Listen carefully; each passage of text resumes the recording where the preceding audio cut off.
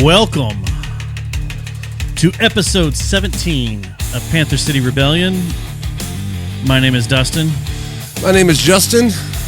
Happy Tuesday, Justin. Happy Tuesday, brother. How you doing? Well, it's a Tuesday. It is a Tuesday. It's a good Tuesday. It's a crazy Tuesday. We had a crazy storm earlier. It was kind of refreshing. It got cold. It got cold. I put on a hoodie. I thought about it. I walked out. I'd turn just into an instant pussy. I was like, I'm putting on a hoodie. You're getting like old man. Yeah, old man blood vibes. Totally. circulation ain't working. Totally. I was like, man, I'm fucking old. I've hit it. This is it. So we had a huge show planned tonight. Giant. Probably the biggest. Before we get into that, okay. We have a man in the box. Oh, we do. We have an Alice in Chains situation going on. And I say men, not men. We have a man in the box. If you look in the box in there, we have one. The only. God, look at that. Look at that. Look at that magnificent beard. Woo! Craig, look at that. Youngblood of Western Soul Photography. If only people understood how angry he is. Oh, dude, he gets so angry. So angry. We're talking like he can't hear us, but holy fuck. Oh, he's got headphones. It's fucking amazing. I know we're in his brain right now. Yeah. I don't know why we're whispering. I don't know either. I don't know. Maybe later we'll find out how angry he is. Oh, we can get into that. Totally.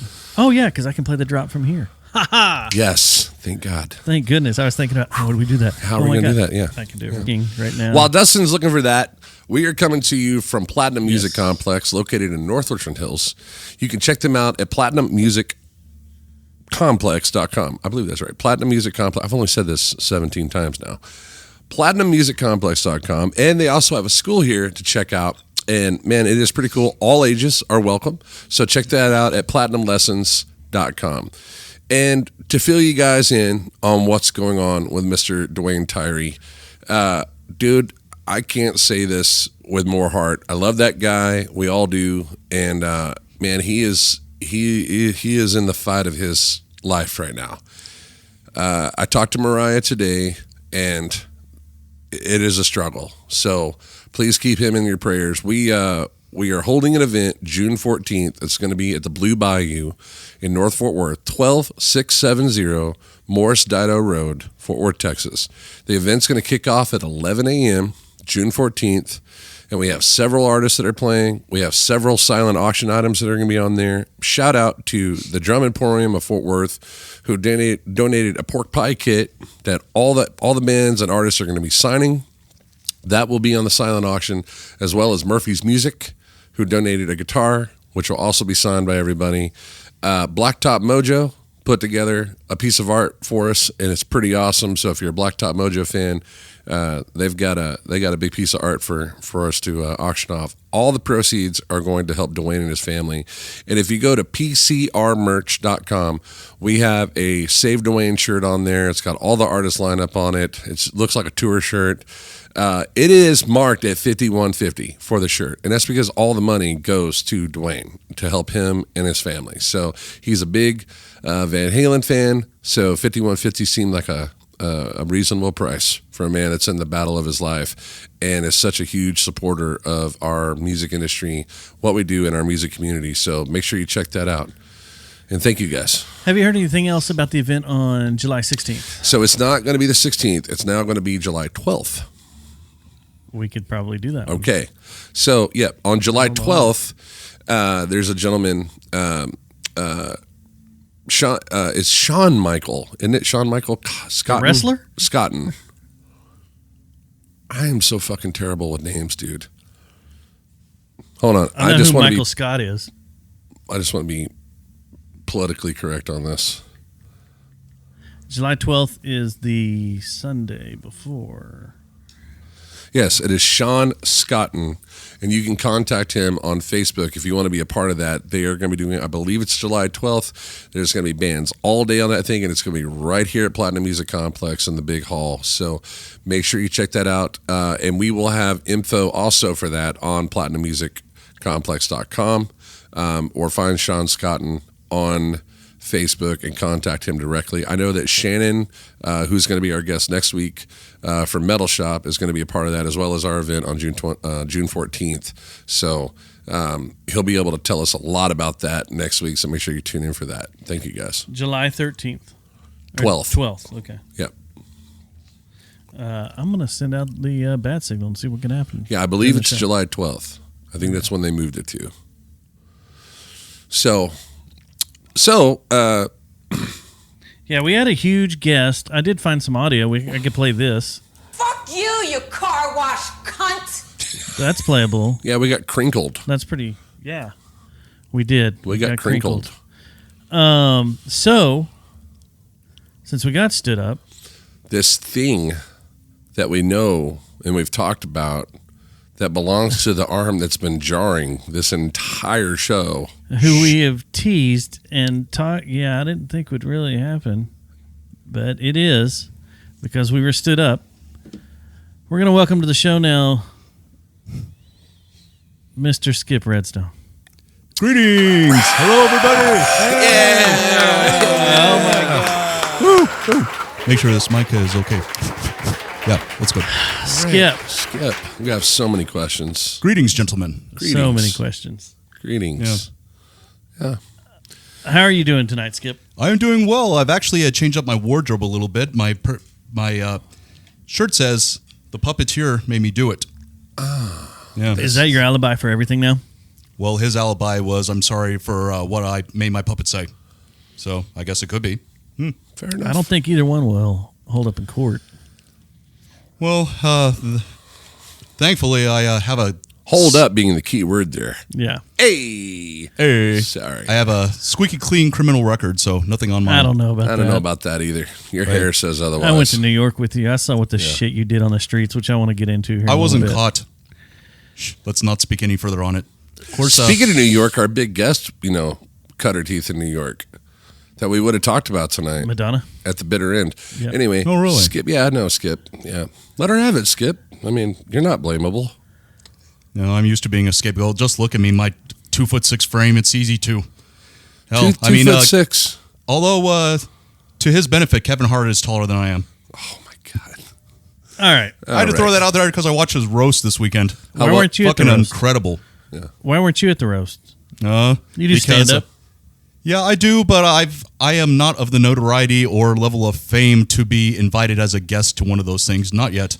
I mean, hell, I'm lucky enough to get open mic slots here at the comedy nights here in Fort Worth. But you're good for a fill-in when it comes down to getting crinkled. I don't know if I want to answer that in the context that you're thinking of. Yeah. Crinkled. Yeah. I like it. You know what? I just thought about something else to put What's on up? our PCR merch. Been crinkled? Join the show. Good God. Is that going to be your catchphrase from now on? Justin? Maybe not. Well, my catchphrase is fulikitala. It's what I say instead of goodbye. And it means Fulikitala? fulikitala. Yeah, it means absolutely nothing. It's just something I made up on the fly. That is not a real Chinese word? No. Or Japanese word? No, I always it's thought not. It was. No, it does not. No wonder when you were over there fucking taking No. pictures and you were saying that the people, no one was fucking paying attention. You're like, look at this crazy fat white guy walking around. Jesus Christ. So, And I'm Now I talking know to- for sure you're not talking about No, me. it was definitely Dustin. yeah. Oh. So let's talk about Skip's origin. Yes. What is Skip's origin story? Okay. Well, Where did you come from? buckle up, Buttercup, because I actually have two different answers for that. I have a spiritual age and a physical age. My spiritual age is the one that I claim, though. I was born in the month of March of 1984, spiritually, as the imaginary friend of the person over here that is not going to be on camera. And the reason for that is because he was pretty lonely in early elementary school. Didn't really have any friends, and when his brothers just didn't want to play with him, he made my spiritual construct up as his imaginary friend. But at the same time, all I had was a name, and I was called Stitch back then. but I didn't have a personality, didn't have a voice, didn't have any interests, didn't even have an appearance. I was just there to make him feel not alone. Yeah, exactly. Yeah, and then fast forward to the year of December 2021, where my physical construct, what you see before you, comes into play. So he decides to resurrect this guy over here decides to resurrect my spiritual construct, and thus I exist. Yeah. Okay, can I ask a deep question here? Go ahead. Like, what made you want to resurrect?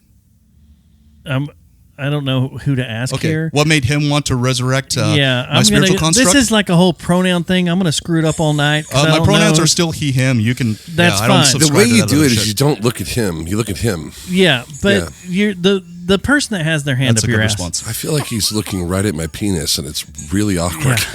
It's Why? like, Because I'm eye level with it? Come on, man. Come on, man. I mean, I'm just saying. I'm not Kevin Hart. So, you could Back to be. the Kevin Hart Could joke. be. I was about to You think could the be same Kevin Hart's dick for all we know. No, that's be. fair. It so could be Dick Redstone. no, like what made you want to bring him back to life, reconstruct him in 2001? What did something happen? Was there were you hit in the head, or was the puppeteer hit in the head?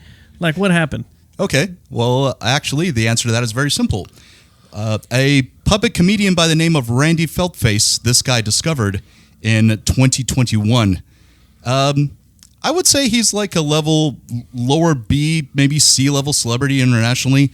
He's an Australian puppet comic. I'll put it to you that way. And he tours internationally, and the way he got exposure in the U.S. is that he was on a show called Funny or Die, which was a competitive comedy show, kind of like American Idol, except it was for comics. I thought that was a network. No, not Funny or Die. I'm sorry, Bring the Funny. Yeah, Funny Okay. or Die is a website that Will Yeah. Ferrell runs. Sorry. All right. Yeah. It was called Bring the Funny. Anyway, it was only like 1 or 2 seasons, and he didn't make it to the finals, but his performances went viral, and he's got like 7 or 8 specials on, and I've actually got to meet him, and I've seen him 5 times in concert. Not in concert, but live. Yeah. Wow. And he is my inspiration, the reason for my being. Yeah, and by extension, my friends and my bandmates too. But we'll get to them. You have a band? Yes, I have a band called Shift in a Box. I'm the bassist, singer, lyricist, and primary songwriter. Yeah. It's a lot of shit for a bass player. You're the Trent Reznor of the felt world. Yeah, I guess I could be. Well, I mean, of the DFW area. Or I'm actually not that. I actually don't have the only puppet-based band in the entire state of Texas. There's one out of Austin called Fragile Rock. And actually, Dustin, you were at that show. I remember seeing you. I did see you at that show. Yes. That was a couple of weeks ago, and that actually shocked the hell out of me that was as good as it was. I was freaking out. Like, this was awesome. Yeah, I hope to be on NPR like those guys were. Yeah, that was great. Yeah. My choice that night was to go see them or Lamb of God, and I chose them. And Craig is laughing in the I like it. studio Yeah, I back like there. it. I like it when I get. yeah, that's how I remember it. But it was awesome because it felt like their entire set was like 45 minutes long. It was like a 45-minute long anti-depression drug commercial. Exactly. Yeah, And- Avenue Q style is what they are. And it was so shocking and over the top and great at the same time. They were good. They Yeah. were really, really cool. Yeah, I know those guys. I've seen them many times as well. Well, Skip, we normally have prizes like a gift bag Prizes? that we give to our guests when they come out, and you get a gift bag. But brother, you small. We don't have smalls. We got mediums. Do you have stickers? Yeah. Okay, I'll take a sticker at I'll least. slap a sticker on your shoulder. And I could take a T-shirt, and I do know a very good seamstress who can actually stitch it to my size. Okay. I actually- She's done that I'm before. down for that. And actually, this shirt is actually a size 1T, so it's a little big on me. My size is actually 0 to 6 months. We should get you a little like jean vest with like some patches on it. I actually have a denim jacket. I just took it off for the summer. Well, that's Yeah. how about just like a denim vest, punk rock it out a little bit. Yeah, You know? yeah. I got Battle quite, vest. Yeah, battle vest. I got some variety in my wardrobe. I didn't bring do. it up here this week, but I was going to. I've got a new PCR brand that I made. We can heat it up and just brand your felt. Right on the cheek. I feel like that's punk rock as fuck. Well, I would actually prefer to be stitched. That's that's our term for being tattooed, stitched or threaded. Yeah, both apply with the needle, just different applications. No, I'm branding. Except it's a lot easier. I'm with Dustin. Like I think it's a lot easier to remove though. You just pull a string rather than going to one of those fucking removal places like you humans do. All right, shut the fuck up for a second. Hey, have you ever been around someone that's done that? yes. It is disgusting. I had a drummer. Removal? Right? I could talk about him on here. His name was Quattro Ham. Yeah. We were out at a party one night, and we were both drunk as shit, and we're up in Decatur. We're in the woods. We're fucking partying this thing. And the guy had a brand he was using to like move the fire around, and it was just some random-ass ranch that he had this cattle brand for. And he was like, dude, I want to get fucking branded on my fucking butt. And I was like... I mean, what the fuck did you just say to me? He's like, yeah, dude, okay. I was like, probably not your ass. Probably like, because you're going to have to sit on and play drums. And we got shows coming up. But I don't know, how about your chest? And he's like, yeah, dude, I'll do one on the pec. Or shit face. And I was like, dude, this thing's like, it's fucking red hot. He's like, I want you to do it though. I was like, you did it? So I did it for him. How hard did you press? So it's just a touch. Like, you just, done. Like it's that quick. Yeah. And in that 1 second. no. That It's motherfucker creepy pulled a as Bob from fuck. fucking like Salt Lake City Punk. Like he didn't doctor it. He didn't What? doctor it. Or he didn't put shit on No it, and it got way. all He didn't fucking gnarly and green. No and ice? he got sick real bad. I was like, you dumb motherfucker. But the worst part was that when I went to brand his chest with it, I touched him with it, and then he leaned forward. So it like that. So this brand that you could already like don't even know what the fuck it means now is like 3D looking on his chest. So my old partner, Jeez. when I was working up at the Alliance storeroom, he same thing, drinking, having fun, whatever. He was in a MC, and he was like, you know what? I want to get one. So he made Oh my god. he So made terrible. a Celtic cross inside of a shield out of wire, heated it up, and they were all drinking, having fun, and was going to get it on his arm, but it was too big. So when the guy that was putting it to him was like, it's not all going to fit right Right. on your arm because you've made this thing too big, you're going to have to roll with it. So it was going to have to go in and roll around his arm. What? So when they did that, they went in and they rolled. It looked good. Nothing dragged. But the point that went in first, like, cooked the longest and went in the deepest as they were rolling. Dude. It's rippled. Stunk. Oh, horrible. I'm sure it did. I've been around cattle branding like my entire life. Yeah. Human Flesh is disgusting. Disgusting. And then he comes to work all neosporined up. Disgusting. No. That just shit. I mean, it was awful. Yeah, I smelled burning flesh for like 2 weeks. And what was crazy is we were out in the woods up there, right? Yeah. And there was just, 30, 40 people. It's a fucking keg party out in the woods, and this fire's going and whatnot. And even in the woods, like when it happened, like it stuck around for a minute. I was like, God damn, Quattro, you fucking stink, dude. Like that's horrible. Like get away. Like after he did it, and even like an hour later, like it's still like I could still smell the wound because he just left his shirt off. He didn't put his shirt on. And he's bleeding and shit. I'm like, you motherfucker, dude. Like, you got to put something on. You got to go doctor this right now. Like you got like right now. Ice, right? Neosporin, put some shit on it. He's like, nah, fuck it, man. I'm fucking. I'm like, you're an idiot. That's and then ridiculous. like 2 months later, like it finally was like still scabby and shit. I think I saw him like 6 months later. This is the drummer I kicked out of the band, like on the side of the highway. Right? Oh, yeah, you told that story, yeah. And so, like, I Dave saw Mustaine him. I was got like, better treatment than he did. I said, "How's your fucking brand?" Nick And he's Lobelio. like, "Right here, dude." And I was like, "Wow, looks like absolute shit. Just a big fucking scar on him. Like it just." Bleh. I think the only people it looks good on is the brothers when they do like the letters for their sororities or whatever. Not the sorority, Fraternities. the fraternities. I walked right The into that one. sororities. Yeah, sorority. that blue sorority over there, like Southside. No, but like a Shit. a lot of the Cowboys players will do it, or they'll do at one time there was the neck. Sororities. Yeah, sororities. Shit. So awesome. Oh, but the boy. one they would do the neck designs where they would brand and put the needles in there and let it, and then they pull them all out and it sits there. But you see a lot of them, or you used to. I haven't seen any young players in a while out at the stadium. But yeah, you see a lot of football players had them, going on, and it looked good on them.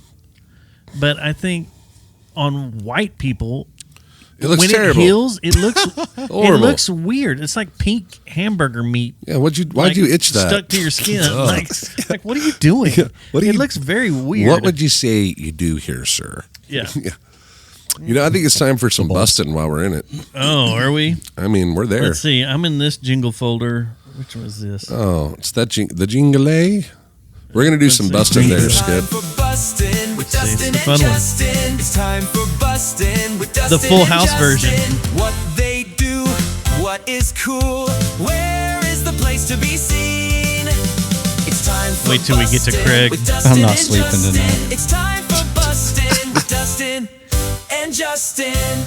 Oh, man. Okay. So let's start this off. Play that again. There was a guy in Grapevine that fucking decided to drive his fucking Tesla off into Idiot. the lake and put Idiot. it in wade mode. I heard about Wade this. mode means that it raises up the 3 feet.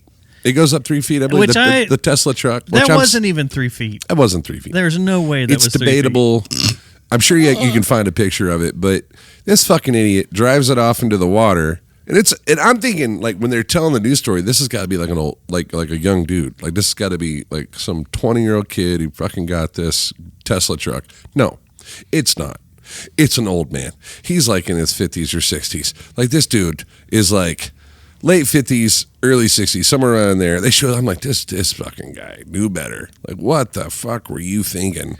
He looks like he's built of disposable money. He does, and he got ticketed for it. You because, can pull it up. There he is. Yeah, there he is. Yeah, Grapevine police caught this dude, but it wasn't caught him. He just left it in the fucking water. There it is. They just abandoned ship. Him and his buddy. This He looks like a person that will go off on one of those First Amendment auditors. Yeah, right. Yep. I There he can is. see if I can find some video of it. They were showing video on the news, but It's stupid. great. Stupid. First off, It's the dumbest shit. Like, you bought a 200. How much are those things? 200 grand? 100,000. 100,000? Okay, 100,000.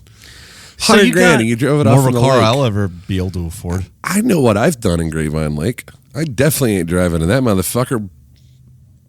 I had a buddy that had a monster truck. I have some dead seed floating around in there. Back in the day, he had a 85 Silverado 4x4 that he had like a huge monster lift on, right? Huge, like it looked like Bigfoot, right? Yeah. And he drove that out into Grapevine Lake, and he drove across the lake on it, right? Well, a lot of times, if the tires are big enough, Yeah. you can make it. Totally. You can make it Flotation across. tires. Flotation, right? He Yeah. did it, and that dude ended up being a sheriff of Fort Worth. Like, it's like, What? yeah. But Jeez. that's one thing. To drive your $100,000 vehicle off into the First lake, off, what the fuck are you doing? Your stupid truck. These are the dumbest trucks ever made. As cool as they are with the technology and everything that's in them, they're pieces of shit. None of them fit correctly. They all have leaks in them.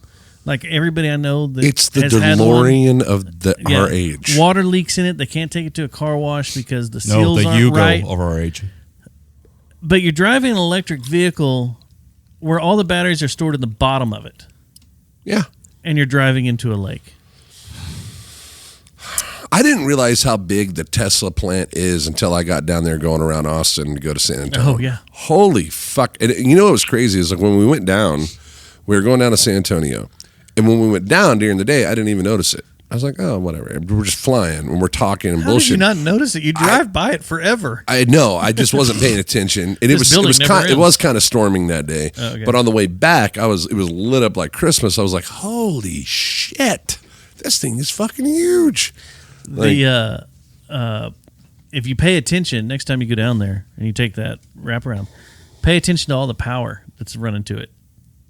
There are power lines coming from every fucking direction into that building. No shit. Yeah, and it's not small little, Oh no, we saw it. like 5,000 watt Yeah, or yeah. whatever. No. It is giant transmission lines Yes. going into that building. Totally. From every direction. Yeah. And then they've started building solar farms across the highway from it for it. Yeah. Yeah. Yeah. And then as you get closer, like if you go down, it's like a mile or two down, you've got Coda down there that has a bunch of solar farms across from it, and those all feed to Tesla. Crazy. It's crazy. Dude. That place is nuts. Did you have anything crazy happen this past week? Did you notice that I didn't put it in the notes this week? I didn't put shit in the notes this week. I didn't put was a crazy week. It was a crazy week. Well, way to prep, Justin. Hey, listen, man, I was dealing with shit this We were week. also prepped with another show. Yeah. I told you Well, guys. that's fair. We got crinkled. Watched a homeless guy get chased out of these brand new apartments Yeah. that he was What? jacking off in. And then as he was being chased out by the people that work there, he kept turning around and showing them his dick and flashing them and stuff. Did he say he was a Running out. painter? That was pretty good. That's pretty Then good. apparently on Sunday, I think it was Sunday, yeah. These apartments they're building that I was working at are in the former, well, it's not former, they're in the Stop 6 area. Ramey. In the guitar. I could only Remy and imagine Edgewood. that when they busted this dude, when he came in and they found him whacking, I can only imagine it was like, come on, where's the play? Anyway, Were you watching Spank Revision? oh. Okay, then let's hit it. Maybe you were watching a movie with that. No, I don't funny think any of that comedian. happened. Oh, what's his It was name? pretty violent. Buddy Wackett? It wasn't like that. No. Damn God. it. It was pretty violent. A lot of yelling, a lot of cussing, a lot of get the hell out of here. But like on Sunday, this park, and I can pull it up. It's on Ramey, right there where Edgecliff hits it. I think that's what it is. Anyway, there's roadside memorials creep me out. But when you drive around a park in the middle of the city and there's memorials all over the place of people that have died in this park, it's ultra creepy. Really makes you not want to visit it. And apparently some other kid was shot there on Sunday. So it was like these apartments are going to go for a lot. They're going to be fantastic. If you're looking for a place to move to and want some good apartments in the Stop 6 area, Got great Wi-Fi. they are going to have amazing fiber. Yeah, tell all the transplants from Portland, Oregon to go there. Eastover Park. If you're over in the hood, it's the Eastover Park. Right there at Ramey and Hughes and Coleman. Oh, nice aerial shot there. Yeah, right there. That's it. And there's like little memorials, like I swear, if I can get Street View work. How many Damn it, bodies I have was been finding- found in I that was open trying to field? I find wonder? the line there because damn it, that would have been perfect. I don't know. Well, But yeah, there's all. damn it, did the guy come or what? Yeah. See, there's one. There's one right there. There's a No, I nice see it. little roadside memorial Oh shit! for the park. But you drive around it and there's a whole bunch. I don't know when this picture was taken, but there you go. No, Oh, no January mall 15th. rats. Where were you on that one, Skip? God damn it! There's some things you just don't talk about in public. Another thing we kind of talked about, I guess in our chat or whatever? Something I was excited about. Like I had to work a lot. I kept getting pulled off with work. Yeah. But the Rousey. Oh Yeah, Rousey 17 and Corona. seconds of there it was. There it was. Did y'all watch the pre-fights? I did. No. I did. I didn't tune All in until knockouts until it they was got over. down to fucking Diaz. Yeah. And I was like, this motherfucker is bleeding out. Crazy. I mean, and like Tristan was like, dude, he's so full of it. I mean, you just prick him and he fucking bleeds. I'm like, no, man, that dude's he's cauliflowered like a motherfucker. He's got an issue. He does, but holy That makes him bleed. fuck, the blood was intense. There was a lot of blood. It looked like a horror movie going on. I was like, dude, god damn it. Like, He how the hadn't fuck? fought in 4 years. And then did you notice, like, too, that, like, all the fighters, as they were doing their championship, you know, or they were, like, pronouncing the winner, whatnot. Did you notice that all of them fucking turned and talked shit to Jake Paul? Yeah. Every one of them. Well, it's his. It's his deal. The MVP. This is his event. This is the thing he's trying to. Which explains the whole damn thing. I'm not fucking talking. Stop interrupting. That's one thing we get bitched out a lot on this show. So this is his thing that he's trying to get going to fight the UFC. Did you see the attendance? Did y'all look in the crowd? It did not look very packed. We just got a message from the Crinkle. There was hardly anybody there. I just got a message from the Crinkle. Oh yeah? What? Do you want to read it or save it till later? I'll be there at 11. I put it in my calendar on the wrong month like an idiot.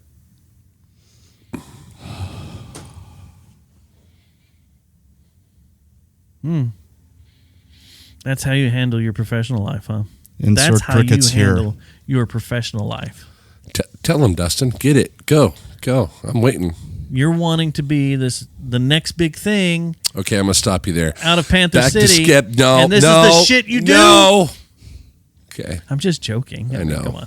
She's welcome on the show anytime. Yeah, I love her. What month she do? Maybe we just book. Tell her, Yeah, we'll just wait what here date for was you. that? Yeah, right. We'll just keep that date. And Yeah, we'll we'll go with that.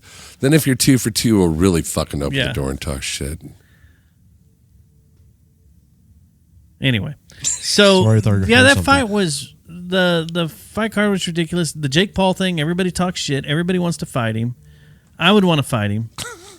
I mean, I just want to punch his face in because he's so punchable. He was openly like, yeah, man, let's fucking run it. I'll do it. I don't give a fuck. And I was like, Who was it? Woo. It was Perry that fucking, he was like, man, I'll fight this motherfucker right here. I don't give a Yeah. shit. And that dude's like, he's sitting there talking shit to him. Paul's paying his check. Yeah. He's the one signing the check. But and then he's Paul still, was like, this is your night. You won. It's all good. You're cool. I will You're say like this. that Jake did handle it extremely professional. So I'm going to hand it to the dude. Yeah. You threw the event. It was massively successful. You're doing something that the MMA can't Streaming do. wise, it was successful. The attendance there was awful. Was it really? Oh my God. It wasn't even half full. I didn't look at the attendance. It But wasn't We even were half looking full. at that all night. I was like, it Yeah. does not look like many people in there at all. Here's what I thought about watching it though halfway through. As I'm watching it, I'm like, man, we haven't glitched once on this Netflix. I'm like, man. So I what the didn't glitch fuck? either, but I was like hopping on different things, and on X people were bitching. I can't get in. What's going on? Blah blah blah. Yeah. Let's see if the AI will do it. Oh fuck! Here we go. I can hear it starting up down there. Oh, here they are. There's no way they're going to tell the correct numbers. It was not sold out, but they say there was 15,000 people in there. There was not 15,000 people in there. What's the max capacity? I wonder. It's the Intuit Dome in Inglewood, which is where the Kevin Hart roast was. Oh. Now, the Kevin Hart roast was sold out. Yeah, there was no room in there. Dude, let's talk about that. Okay. Let's That talk was about amazing. it was amazing, Yes, it was. but holy fuck, the racism in this was fucking unreal. That's it's a roast. I And it's get comedy? it, but it got to the point where like even the people on stage were like passing, no pass, no pass, no. I don't blame them. Like, that was bullshit. Some of it was bullshit, and I think there was probably some words said afterwards. But let's get past that. Let's get down to the real. Let's get down to the real thing. Was Kat being direct or being indirect? Do we think that this limp handshake is going to hold water? No. I don't think so. I didn't even know those two had beef. Kat outed fucking Diddy before Diddy was outed. I mean, he let a lot of things out on the table that have all come fucking true. He said it all, and he wasn't holding back. You could see it that in is his true. face as he was talking, like, man, motherfucker, I'm just going to do it for the money. Like, I'm just here for the money. The whole thing is weird. Like, I'm a giant connoisseur of the roast for years. For at least the last 30 years, I've watched shitty roast. You know, they used to have the Friars Club roast. They would broadcast those every once in a while, or you'd have to get them on a VHS tape from Blockbuster and watch it. So I watched it from way back there. I love roast because it's comedy at its brutalist, and I'm when it comes to comedy, I'm very jaded because of the brutality. I love the dark, the evil, the brutal, the stuff you can say at the roast that you would normally not say in real life. And are we about to get into why Tony Hinchcliffe just fucking annihilated that stage? Well, first off, that's what he does. He did it. I know, but you could see it in his fucking demeanor. I was going to ask you, this is one of the things, which of the two comedians up there hate each other the most? Hate each other the most? Yeah. Y'all both watched it. It was very evident to me. I want to say it's Pete Davidson and Shane Gillis. No. They're friends. They've done stuff together. Chelsea Handler. Oh, she got it bad. And Tony Hinchcliffe. Oh, fucking okay. hate each other. Oh, wow. Well, that tracks because I remember what he said about her, and I was like, and what she said about him was it wasn't. The gloves were off, and it was off script. It was, well, and the comedians, the other thing about roast, if you don't know this, is the celebrities that are there that aren't comedians pretty much have all their shit written for them. On this one, and I hate it when they fucking say this, but they said it quite a bit during the Kevin Hart roast, was like, they wrote it. I'm just reading what they wrote. I hate it when they fucking say that. That's stupid. Me too. Because it's pulling the curtain back. You already know it, but just read your teleprompter. Shane has done that twice now. Because he did it during that roast, and he also did it during, what was the other thing he hosted that was really fucking awkward? Because they wrote, like, he has his own jokes, but they won't let him say it, and then they wrote jokes to put in with his jokes. The ones he went after, what's her name? The chick from The View. Oh, about her dead husband. Yes, that committed suicide. That was brutal. And him saying, "I called her and she said it was okay." Yeah, right. I was like, "Okay, that's cool that you called her and talked to her." I'm cool with that. This roast though was weird because Kevin Hart came out and opened it. I know that threw me. That you don't do that, right? And then Tom Brady coming out like and Brady was great. Yeah, and even Usher though. too. The same thing. Usher was great too, Usher with the song. Yeah. He's like, man, what the fuck are you doing? Brady was great. The stuff may be in, even though the jokes were written for him, he delivered them perfect. That's part of it, is delivering. And he delivered perfect. And fucking with Hart's wife was awesome. The Rock was great up until the nipple joke. Yeah, that was awkward. That was awkward, weird, quick, dude. I was like, and how drunk was he? Oh, hammered. He was. He said he was. Yeah, he said he was. But he's there and he's like, latch onto this nipple. I was like, what the fuck did this just turn into? Sit on my lap. Sit on my lap. The sit on my lap thing's funny because even when The Rock sat down, he was still the same height as Kevin Hart standing next to me. All I could think about is me and Johnny Cooper playing shows with each other when I saw that. It's like, is this what it was like? Fuck. That was it wasn't the best, but it was pretty good. It was pretty decent.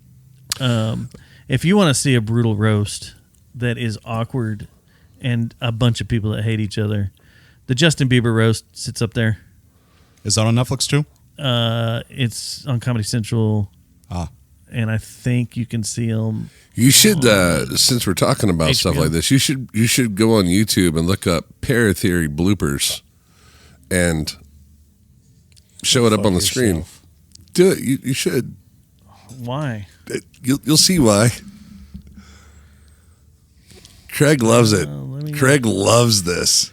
You're the one who had me make the fucking blooper reel. What does this have to do with the roast? You'll see. Is it like a roast? I wonder. We'll see. The thumbnail should be him and I just laughing in front of the camera. Oh, never mind. Hold on. This is a great stop down. We'll be all right. We'll be okay. Stomp, stomp, stomp, stomp, stomp, stomp, stomp, stomp, stomp. And it's great for the audio audience. Yeah. That actually is the most important part of a podcast. This is true. The video audience. It's true. It's true. All right, here we go. What do we got? Let's see here. Are we playing all 4 minutes of this? You can hear. You kind of skip to the middle a little bit. I mean, can I go shit? Where am I going? Here's the middle. Yeah, right there's fine. Your beard was longer. There we go. Comes into the film. Going to do your audio same thing. This is why he hates everyone. Hello, everybody. It's because of this. Welcome to Pair Theory, where we catch ghosts. Why is Craig wearing your name tag on his shirt? Can't do it without this guy. He's wearing our band shirt. A man of many words. He's like a giant name tag. Hi, my name is. In the cottage. Sorry, I'm going to do that again. Cottage. So that was a lot for me, but what was even worse is not. So that was a lot. Shit. God, ghost turning lights off. We got to fix this little battery down on it. Probably. Just wait. Are you recording? I don't know. Am I? Done that? Didn't know see how that feels? Fucking sucks, doesn't it? I will run. I will run. You better get the fuck out of the way. I'm gonna knock you over. Hey. we're about. It should get there any second now. It's. Thomas, did anybody record? Close.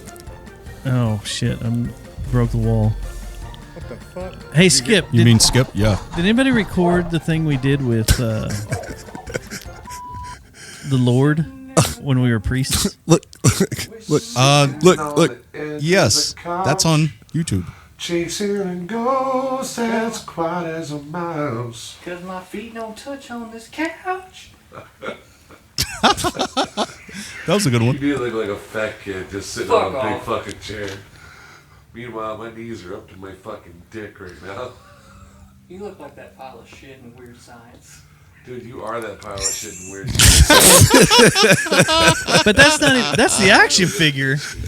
Yeah, That what's was the only awesome. picture I could find? It's pretty close to scale. Yeah, there's one where we're sitting in the barn and I'm sitting down next to him and he's like literally his legs are like dangling off and he's kicking them like a kid, and then I'm sitting next to him, my feet are just straight up to me, and I'm like, this is a Rock and Kevin Hart situation, like straight up his, yeah. So someone did do that. Yeah, it's on Jerry Jonestown Massacre's YouTube page under the videos. Is it really? Yes, from Who 2019. shot it? I don't remember. What is it? So our buddy Jeffrey the Lord, Lord. when he was retiring from podcasting, he had The a big first time. show at the time it was Mass, wasn't it? Yeah, it was Mass. Now the Cicada. And we all had different. He had It's bands John playing stuff. Cicada. We all had different bands play, or he had all sorts of different bands play. And so Thomas and I did a eulogy The railroad tracks that are out. of him in his show.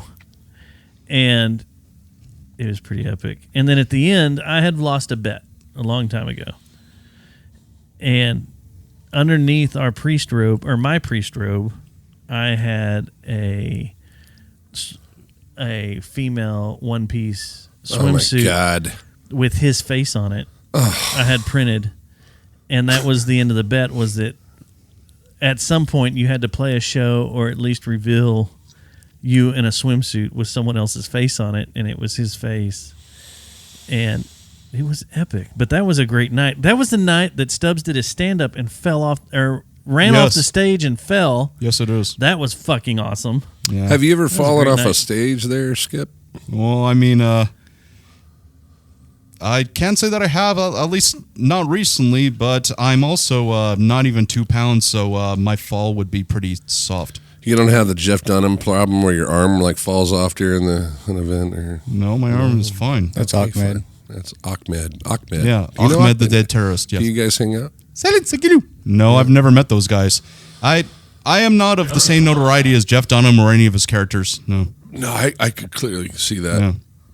The mohawk was, well, it's actually stylish. I kind of Yeah, actually, check this out. People ask me all the time what my hair care routine is. I want to show you something. Go out of frame for a second. Oh shit! So people ask me all the time. I get a lot of compliments on my hair, and people ask me what my routine is or what product that I use. So I've squashed it down here. But the answer to that question is absolutely nothing. Naturally spiky. Okay. All right. Okay. That's one of my commentaries. And in the second year, Jeff requested guests. And the guests came. Hey, I know that guy. Blow it up big screen, man. Don't be a pussy. Joe, Luke, and Ronnie. Look at that. But none stand out more than one named Leon, who was on the verge of becoming a household name. And in the following years, the guests. It was the eulogy. It's 12 minutes long, but. Yeah, get down to where you get naked. Let's see it. Come There's on. a blooper in this too. Is there? What? Oh, yeah, there is. I don't know if this thing's still on me. Let's see here. Shrinkage factor. So, Jeff got closer to the stage just for this. Here it comes.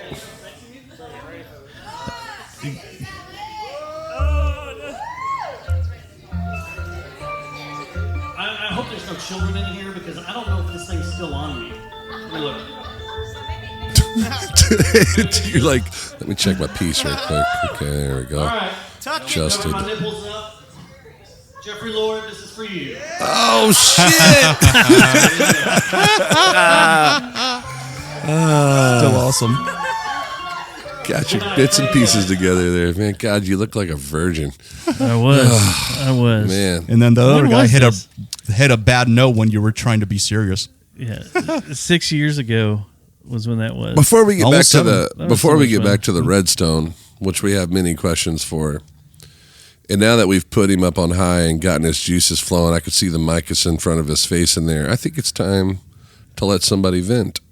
Oh, and hold on. Oh yeah. Yeah, it is time. All right, you ready It is. for this? It is that time. I'm ready. I can see the steam rising. I'm ready to vent. Yeah.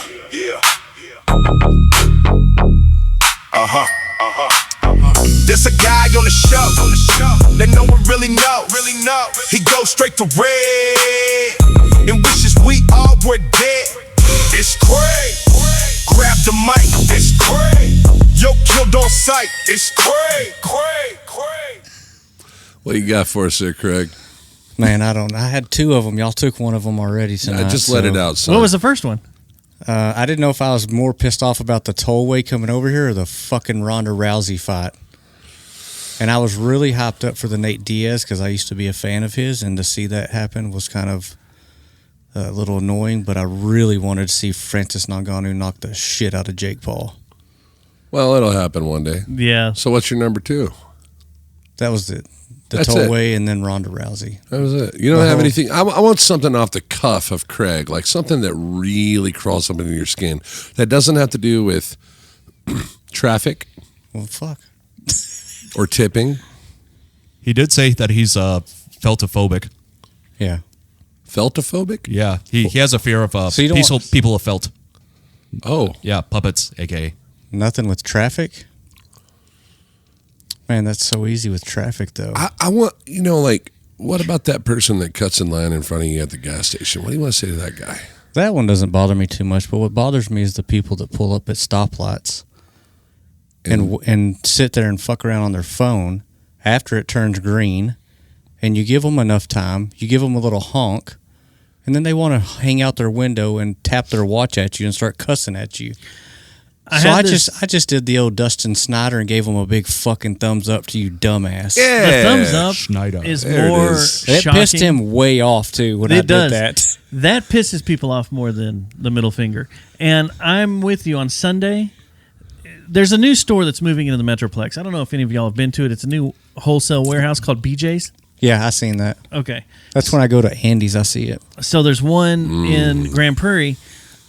We went to IKEA, and we're leaving, and we're making our way back, and there was a BJ's car in front of us. Well, first off, it's a Tesla. The guy cut me off once. They are the worst drivers.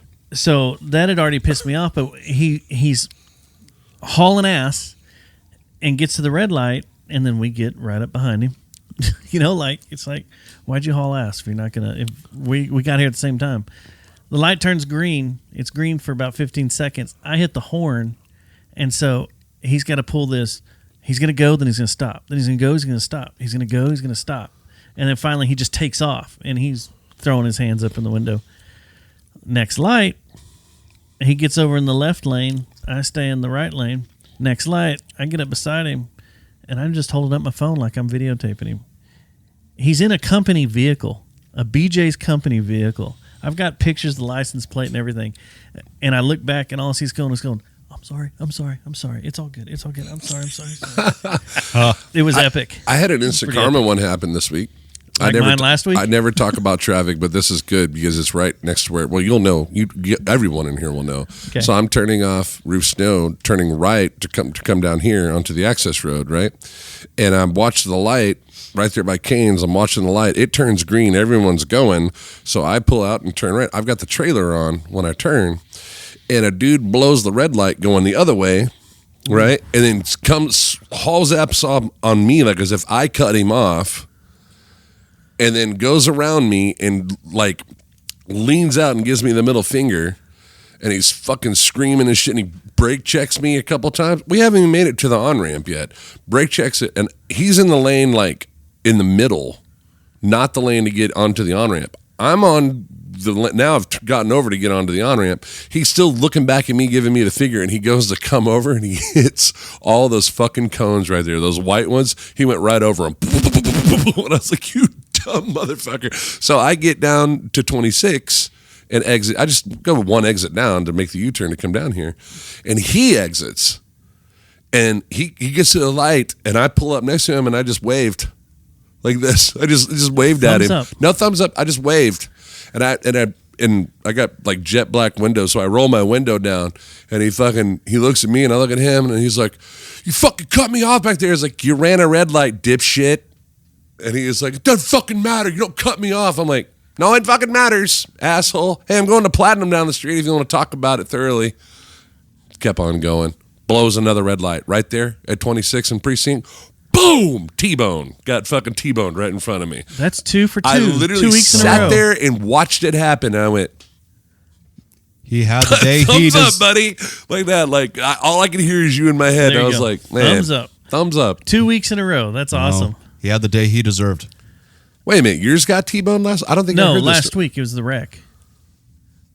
Yeah, I told it on the show. Yeah, Thanks for maybe paying that was when I attention went to to the piss. No. I did you were piss a sitting lot right last there. week. No, it was when the guy was weaving in and out of traffic all crazy. Oh, and yeah. Yeah, and then he was going too fast and ran into the back of the car in front of him because he was paying too much attention to me. He didn't T-bone somebody. Somebody T-boned him. That was because he ran the red light. Yeah. Yeah. And it was another car, and it fucking T-boned him. It was like, you fucking idiot. People, stop driving like assholes. Listen to Craig. All right? I've got a bitch, and this is going to sound so elitist. Hold on. Let me set it up for you. Hold on. Very elite. Come back to me, Craig. Come back. Fucking bitching with Dustin. All right. Be sure to pull that later, Thomas. We'll use that. Yeah. So I'll let him know. Bitching. Here, this, like I said, this is going to sound so elitist and so like, oh, look at you. You're punching at a lower class. Is what this is going to sound like. But oh shit. Here we go. If you're at a store, a grocery store, or a QT, and you're on welfare. Oh God, I don't like where this is going. You should know how much you have to spend, right? Sure. Just it's called being responsible. So when you're shopping, you should have a running total in your head of, I'm going to be able to purchase these items. Okay. Not show up at the checkout and then have to make a decision on what you're going to keep and what you're going to get rid of because you've gone way over your the budget. amount you're allotted, your budget. And it take fucking 30 minutes and you've tied everybody up in the lines behind you. Everybody's pissed off because you can't decide if you want to keep the shitty fish sticks you pulled out or the fucking popsicles. You know, you got to. I'm more of a fish sticks guy myself. Same thing happened to me. That happened to me a couple of weeks ago. But then I'm at QT on the way here, and this she can't figure out how to buy her stuff because all her credit cards are maxed. So she doesn't know which one's going to work. So she's like basically pulls out a 52 card deck of plastic and is going through each credit card to see if she can buy a Coke and M&Ms. Fuck off! Yeah, fuck you. Stop it. Come on. Fuck off. Have your shit together. Yeah, get your shit together. Know what's going on, and don't, really? Maybe if you don't have the cash for it, you don't need it. Maybe. I really would. And she's starting to get mad at the cashier. Your machine's wrong. I got money on here. I got space for this. Matthew, also make a note when you hear this audio to take that story, but put an AI voice of a Scottish guy telling it really angry like. Like it's got to, you know what I'm talking about, though. Hey, you've been to the Know grocery what store. you're doing. Take your money. Is it M&M's? That's my shitty Scottish voice. But that's the thing. It's like you've been at a grocery store where people have done that. Like they're like, I don't know what I can buy. Yeah. I can only got so much on this WIC card or whatever. Well, you should know what you have and shop and don't get pissed off at if it's something that's not covered by your card and you're trying to buy it. Don't they have a list of what's covered that specifies? Yes, I you believe would so, think, on but an app. a lot of people try to slide stuff through and then they get pissed at the cashier and start yelling at them, I could buy this. Well, it's not allowing you to buy it. Yeah. It's not up to the cashier to know what the hell's going on. Right. It's just not allowing you to buy it. Right. So get the fuck over it. Yeah, fucking A. Figure out Were your the life. M&M's that important? Were they? Were they? They shouldn't Really? be. Yeah. Yeah. But it is, And this is that what pisses me off. causes gas No, I think it's getting older. and gas. Yeah. Hey, Skip, have you ever done any work with Kelsey Sharp? No, I have not. He is actually another musical puppeteer that is in our area. Yeah, I've played shows with him. You guys should jam together. I have jammed with Kelsey quite a bit. No, I'm He's saying Skip and them should jam together. y'all should. That's why didn't I introduce y'all? I actually did meet him for the first time in person at your Due for It Halloween showcase that I was a host of. Yeah. In October 2024. He does a bunch of awesome, cool stuff. Yeah, he does. I've seen several of his videos. Yeah. His puppets are a little rudimentary, but I'm not going to hold that against him. So are you a one-armed bass player? No, I have two arms. I know, but I'm just wondering if the other one works or not. Yes, it does. Okay. Which tells me you have not watched my series Shipped in a Box. You should do that. No, I haven't. But then again, you guys don't watch our own show, so I mean, that's what it is. I mean, I lived it. Why watch it? I lived it. Thank you. I was here live. Fuck both of you. Fuck all three of you Plus- at one time. What did I say? I hope This you is guys are enjoying our podcast out there, and I really The hope thing that is, you it's a enjoy the podcast. YouTube. That's the thing I keep saying. This is a podcast. The name is on the fucking poster. It's a podcast. Podcast is audio, not video. Well, here we are making video. And that was not supposed to be the priority. Well, here we It are. is. Just Yeah. doing it. It's fucking great. So now it's something different. Yeah, it's something different. We have to rename it. It's no longer No, a it's podcast. not. It's a podcast. It's a on vid video. podcast. That's not what a podcast originally started as. Okay, that's fine. So we're not going to do video anymore? No, then you call it a videocast. Okay. Vidcast. Vidcast. And you got to figure out And we're which streaming, ones- so what? Then what? We're not streaming anything. On our audio is. Streaming on what? What are we streaming on? We're not live streaming right now. Not live streaming. I'm saying, what are we like? Our stuff is being heard on Podbean, iTunes. That's the Spotify. podcast part of okay. it. All That's right. what a podcast is. Fair enough. Podbean is a podcast service. Yes. I thought we talked about all this and you understood it. we Or am I teaching- totally do. Do I need to get the whiteboard out and draw Crayons. pictures? No, we don't need to do crayons. No crayons. He'll eat them. I Keep like them away crayons. from him. So we should And correct. he'll eat We 'em. should also correct all musicians when they say all our stuff is streaming on all platforms.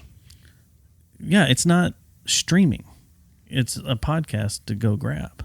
Okay. For on the podcast side of it, we're not musician stuff. Yeah, So we need to. you understand. You understand how a podcast works, right? Correct. RSS feed. Yes. Okay. Yes. It downloads to a device. Yes. So that's a download, Gotcha. and you're listening. Yep. Okay. Gotcha. All right. Duly noted. Video's different. Video is different. Yeah. YouTube works in a different way. So thank you for watching our videos. Appreciate it on our vidcast. Okay. There you go. I got nothing to make this semantical conversation funny. Sorry. No, that's a giant argument going on right now because of what Apple's trying to do. Oh. Oh, what are they trying? And what trying to do? Podbean's trying to do. They're trying to lump everything together. So for your video and your podcast. But it's going to fuck up everything. Why is that going to fuck up everything? Because they want to get rid of the RSS feed. And they want to then, like I've said in the past, the way the podcast works is Apple doesn't store anything. So I see the argument here. So you're saying that anybody... It's a distribution thing. Well, now they want to take that distribution away. So it's not your content on wherever you have it stored. Gotcha. We use a service. Right. But like JJTM, I have my own server. Correct. And so I have complete control of everything. Sure. The people that have their own servers that they're storing their own stuff, because the way a podcast works is you go to a directory like Spotify, like iTunes or Apple Podcast, and it just points to the server that the material is stored on. Okay. From there, it's downloaded and you listen to it. So Apple wants to change all that up, which Apple's the game that they started the podcast game started with them, with Adam Curry. They want to change all that up and lose the RSS. This is going to be podcast 3.0. Right now we're in the 2.0 world. And a lot of people are bitching about it because it's going to basically, if they do what they want to do, all our old content is no longer accessible unless you have a direct link. Right. The RSS feeds are gone, so no one can access your old stuff. So everything becomes vidcast. Everything becomes a giant combination of everything. If you're doing video, they want to split it. They want to pull it off, separate it. YouTube's already doing this. I don't know if you've seen that. Yeah. So like when you upload the video, you can split it. Right. Well, it doesn't give you an option. It just does it. Well, we don't have just the audio side up there. Yeah. Well, that's fucking pointless. Yeah. No wonder we don't get any audio hits. Yeah. It does it. Like you can go to like YouTube Music. Like if you like the episode, you can listen to it through YouTube Music. I was just looking through our stuff the other day and it wasn't on there. Yeah. Well, that's fucking us over on money. Pretty sure. Well, we haven't been monetized yet on YouTube. It will. I mean, once we our get numbers enough are everywhere and everything. Right. We should be making money at episode 17. I want to look at this again. I'm hearing a bunch of clicks. Click, click, click, click, click. Yeah, so like on YT Music, when you look it up, like for instance, here's 425. No, that's different. That's different. If you're talking about YouTube Music, no, that's different. The YouTube video side, the regular YouTube, it is they will split the audio by itself and it will just show a picture on the YouTube old school YouTube channel.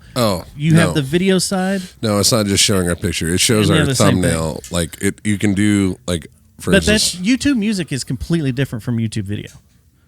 It's doing it like this. Yeah. That's completely different. That's not what I'm talking about. So where it's just the audio. Yeah, that's not what I'm talking about at all. Yeah. I'm talking about you take the video by itself. Yep. And it keeps both formats on the video side, not the YouTube Music side. Okay. YouTube Music is a completely separate service. Cool. And they're both up there in the free area, audio and video side by side. That way, if you don't have a subscription or something and can't keep the video window open, you can keep the audio window open. You can do that. That's the same thing with music. You can do the same thing. All right, yeah. That's what I'm thinking of, because like you can do that and just listen to our audio. But since that's a different platform under YouTube, I'm talking about just regular YouTube. YouTube, right? Yeah. No. So that's they started experimenting with that. That's what Apple wants to do. Gotcha.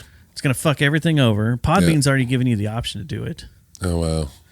Like if you sent me the video after you're done editing it, it would split it all apart. But it goes against your monthly storage amount and your bandwidth. And if you break your bandwidth, then you have to start paying more. Like JJTM is expensive to run because, like, I just looked at it a minute ago. I'm getting 32 gigs of bandwidth a month still, or for the month of May so far. Last month was almost 100 gig. Wow. And that bill is expensive. And I wonder how this is going to play into with all the AI warehouses that they keep talking about. I wonder if that's going to affect it in any way. Data centers. The data centers. Well, it depends on the data center because you're talking a server versus something that's making calculations. Sure. The stuff that's making calculations, using all the energy, that's way more costly. Do you think that we're going to be able to see? I wonder if there's going to be a resolve to the external hard drive and SSD situations with, them being so through the fucking roof on prices right now. If that's going to come down. When you talked about that shows, a few weeks ago, I told you 2 weeks later what it was on the show. One of the biggest things is helium right now. Okay. Helium is used as cooling for the machines making these chips. Right. The Strait of Hormuz I has remember. Fucked up the helium distribution for the entire world. Yeah. So that is also another reason that everything is shot through the roof, is no one can make this stuff. Right. Until everything's wide open.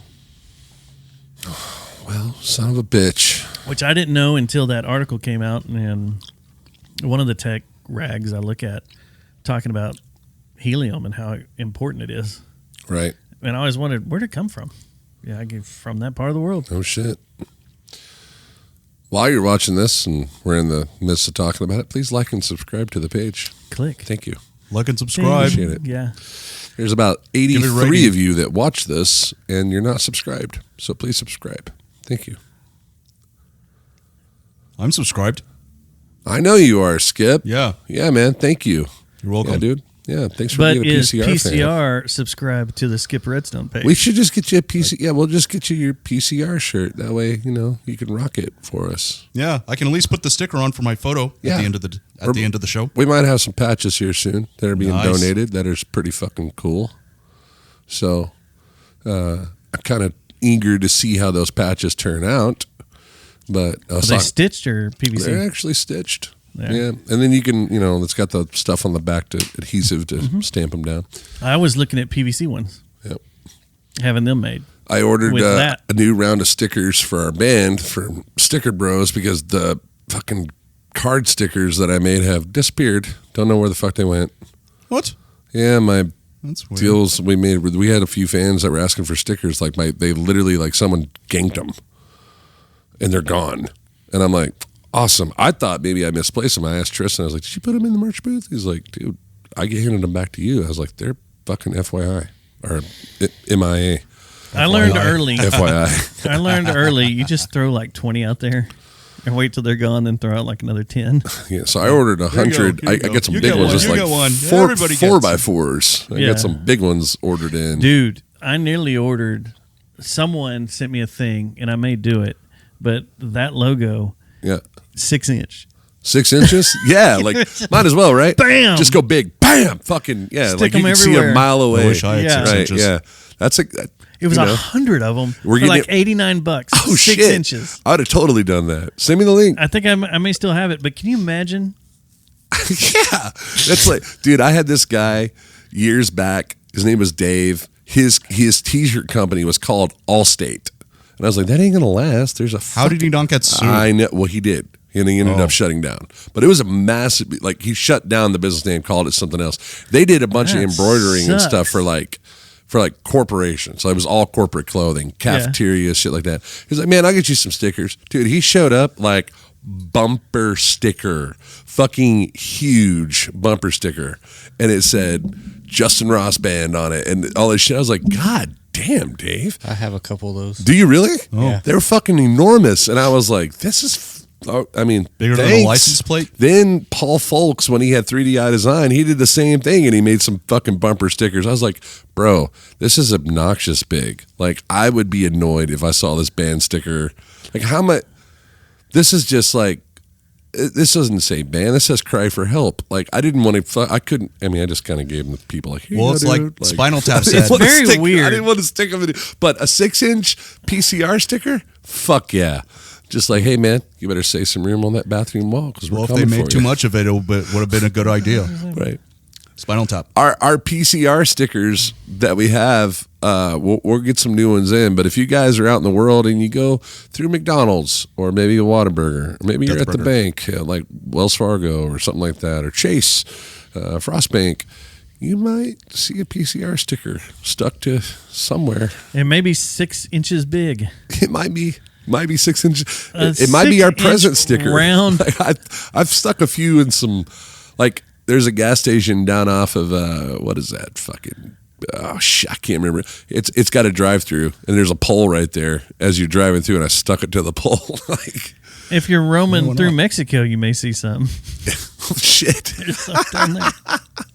That brings me to a good thing to talk about. We are at Platinum Music Complex. Yes. What's the thing you don't know? And this is a musician hangout.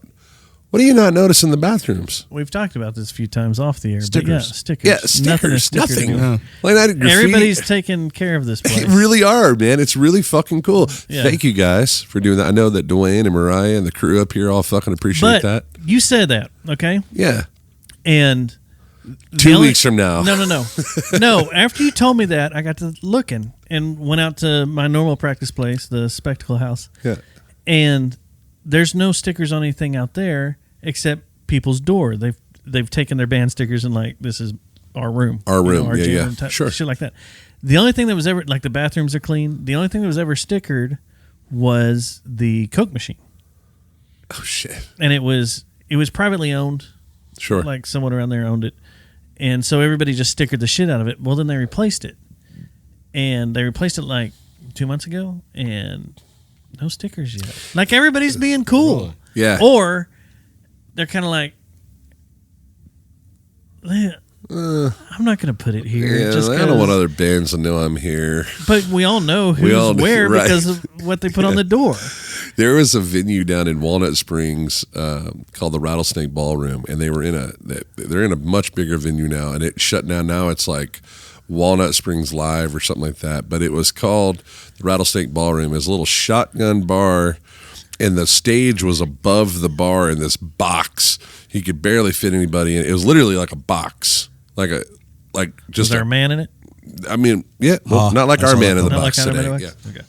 But the stairs to load into this thing was horrendous because you had to go up like a steep set of stairs, carry amps up it and shit. But there was a roof above that, and everyone signed the roof and put stickers on it and all that shit. And then when this lady bought it out and she moved it over to the other building, she actually had that piece of drywall cut out to take with her to the next building. And then she hung it in the green room, and it was part of the ceiling. And it was like, oh, there's the old fucking... So they're not the only one person that's done that. Oh, I'm sure. I've seen other people do it. I was trying to think of why. I guess nostalgia, history, reminder. These are the bands that have played for our business. Yeah, I guess. I think that's why too. Who was it that did? Someone. It's kind of like that window up there. Like it's starting to like we're filled. We filled. And then you're like, well, we got to take it with us. We got to fucking take this thing out and take it with us. Or I had another thought come through. Like if we ever move out of this room, maybe we put a piece of board or drywall over that part of the window, and then we paint it in, and it's just hidden there until God knows until somebody finds it. Another time capsule. Another time capsule. Whoa, look at this. Yeah. Remember all these spare bands? Yeah, the spare bands. Yeah. Shit. These guys. Suck. Yeah, well, golly. What a terrible time in DFW music history. Tattoo artist. This guy's dead now. Shut up, man. Fuck. Man, all these guys died tragically. Truck stop gamblers. What the fuck is that? Sounds like a porn store. Shipped in a box doesn't have any stickers yet. No, you don't. Put one up there. That's what I was going to ask you. Is like, do you have any? You don't have any merch yet? Not yet. Actually, we do. No, I take that back. Do you have an online merch store? We do have an online merch store. Yes. I will be providing the link for that when we're done, so you can add it in post. Does your master have jars on there for sale? No. So people can start their own jarring T-shirts, stickers, and coffee mugs that all feature our band. Like there's a group picture of us, and then you can get one featuring my likeness and the other likenesses of the other band members. Yeah.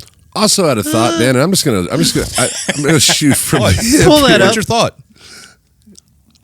You want to buy some Predator juice? Yes, that is awesome. What the fuck is that? If you're not following Death by Toys, you should be on Instagram. Their blood is that color. That's still funny though. Release so many crazy fucking things, questionable things that make you wonder about predator your jizz. life. Predator jizz. Yautja jizz. There was one they did the other day, and I was like, "Oh my god, I can't believe they did that." It's alien jizz. It's clear. It's just clear liquid. I'll have to find it and see. You know, they're really good dancers too. Really? Yeah. You ever seen the end of Predator 2? They all dance to like a hip hop song. Oh wow. Yeah. Okay. No, I haven't you can find the video on YouTube. I've seen it. Fair enough. Yeah. It's pretty cool. You can also buy leprechaun jizz if you want to. So Skip, when's your next show? Don't have one right now, unfortunately. I know it's hard booking world right now. Yeah. Well, of course, also being a band of people have felt there's already a stigma that goes along with arms. A lot of the really with a lot of the club people that book clubs. Yeah. I mean, we don't have the same types of rights that you humans have. I mean, I'll break it down for you guys like this. Please do. Please, I'm interested. Yeah. Wait, hold on. Does someone yell like, "We don't allow droids in here"? Yeah. Or we don't allow felties in here. Fuck your felt, guy. Who says that? Who says that? I don't want to name any names. Not on mic. I'll tell you afterwards. No, wait. Yeah. Are we for real? In my world, we're for real. Yeah. There's a world we have yet to. You know what, dude? I think we should podcast from that world one night just to freak out Craig. I don't know what's going on. Craig's standing in there right now. Look. Turn around and look at Craig. Look at my view, Dustin. Turn around. Look at this. Exposure therapy is a real thing, Craig. The more you watch me, the less you'll be scared. This is the one I want to buy. What? Oh my god! Long calamari dick. Oh my god. It even looks like Admiral a squid. Akbar's dick. Holy shit. Dude, that's great. I like that they put dick only. Oh. You know what I have to say to that? Body not included. It's a fap. All right. Crickets? Oh, come on. That wasn't bad. Let's see what happens. Fuck. It landed on the floor. Well, I'm a lot closer to the floor than you are, big guy. I know you are. Well, standing up, that is. While you're down there.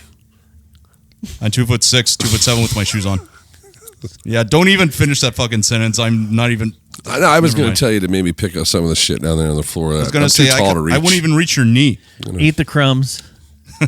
What do I look like? A fucking Roomba? I guess I could be like like Pac-Man or some shit. All right. Are you related to Elmo? Such low-hanging fruits. No, I am not. I've been called like hipster Elmo, like discount Elmo, Wish Elmo, Temu Elmo. No. In fact, I don't even want to be associated with that fucker. Are you sure he's not a distant cousin? Positive. I don't know. I mean, because like it isn't like the Redskins.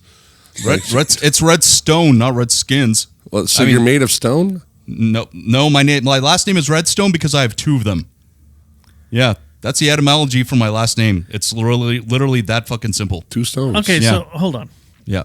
Has that always been your name in the 30 plus years or whatever? Well, like I mentioned earlier, my original name used to be Stitch, but I changed it to Skip because I knew that if I wanted to capitalize on my name and likeness, I would not be able to use Stitch because it's copyrighted by Disney. Yeah, so I changed it to Skip. It was close enough. Fuck them, man. You came first. Stitch didn't come around till later. Yeah, but still, they copyrighted it before I was able to copyright my own name and my band name too. Yeah. I'm confused. Okay, so hold on. What? Rumor has it you've been trying to build a real band. If we go back to this band thing, how has that been going? Have you been successful at trying to build a real live band? Oh, you mean okay? This is some characters. You've been talking about it for a while. Yeah, this is something that I have been teasing as an idea for actual live shows to actually be able to pull them off at an actual live performance, like playing real instruments. And it has not come to fruition yet, but there are still pieces in play. There are still pieces in play that are being built as we speak. I know a guy that can help you out, like with MIDI. I mean, he just went through MIDI hell. In fact, he changed his entire look and band and feel to MIDI hell. Kind of successful. No, it was super successful. No, I'm saying the man kind of successful. Oh. The That's show was just- a Oh, this guy, success. yeah. But they were like, please don't ever do that again. Please go back to what you normally do. No one Shit. said that. Nobody said that. I was Nobody there. said that. I was in a backpack, but I was there. I wasn't there because on that particular show, I was told that I don't support live music. So, That's what, You know. because you weren't there. because I wasn't there, You were I not was gonna out let that playing go, my are own you? gig. Yeah. 35 years of doing this. and Dustin, he's never going to let that I will go. never. No, I would it's love to hilarious. get that guy in here. Oh, he will be Come And, please bring the noise. 4 or 5 weeks. They're Like scheduled. Anthrax and Chucky. Sweet. Have y'all heard of Screen X? Okay, first off, No. there's a big thing. Is it? Are you done with your story? Are you putting this together or not? Are we going to do it? Are you going to whatever? Yes, Are we it going to is. see you on stage? Yes, you will. I cannot give an exact date yet, but yes, you will. Okay, and are you still allowing people to write scripts for your show shipped in a box? That is something I am open to. Yes. Because I really want to write an episode, a Tarantino-esque episode where everybody kills each other. That actually sounds like a great fucking idea, like an alternate universe or a dream sequence. Or we just totally copy, what was it, season 4 of Dallas? Where JR dies. I like this. I like this a lot. Skip Wow. dies, but then one of the other characters wakes up and realizes it was a dream, and Bobby is in the shower of Dallas. Were y'all... I don't remember that part of the ending, but it's been way too long. No, hold on. Were you conscious of what was going on back then? Because I know I was little. I was little. I was not conscious of it. But if you go back and watch Dallas now, it's really fucked up. Oh, it's hard to watch. Hard to you can't watch. it. Yeah. And I want to get... You reminded me of something right there. But, like, that was a big deal. I was a kid. I didn't give a shit about Dallas. But I remember everybody gathered around every Friday. Dallas is on. Because it went My dad wasn't that choosy. Dukes of Hazzard, Yeah, now that we watched. Dallas, Knots Landing.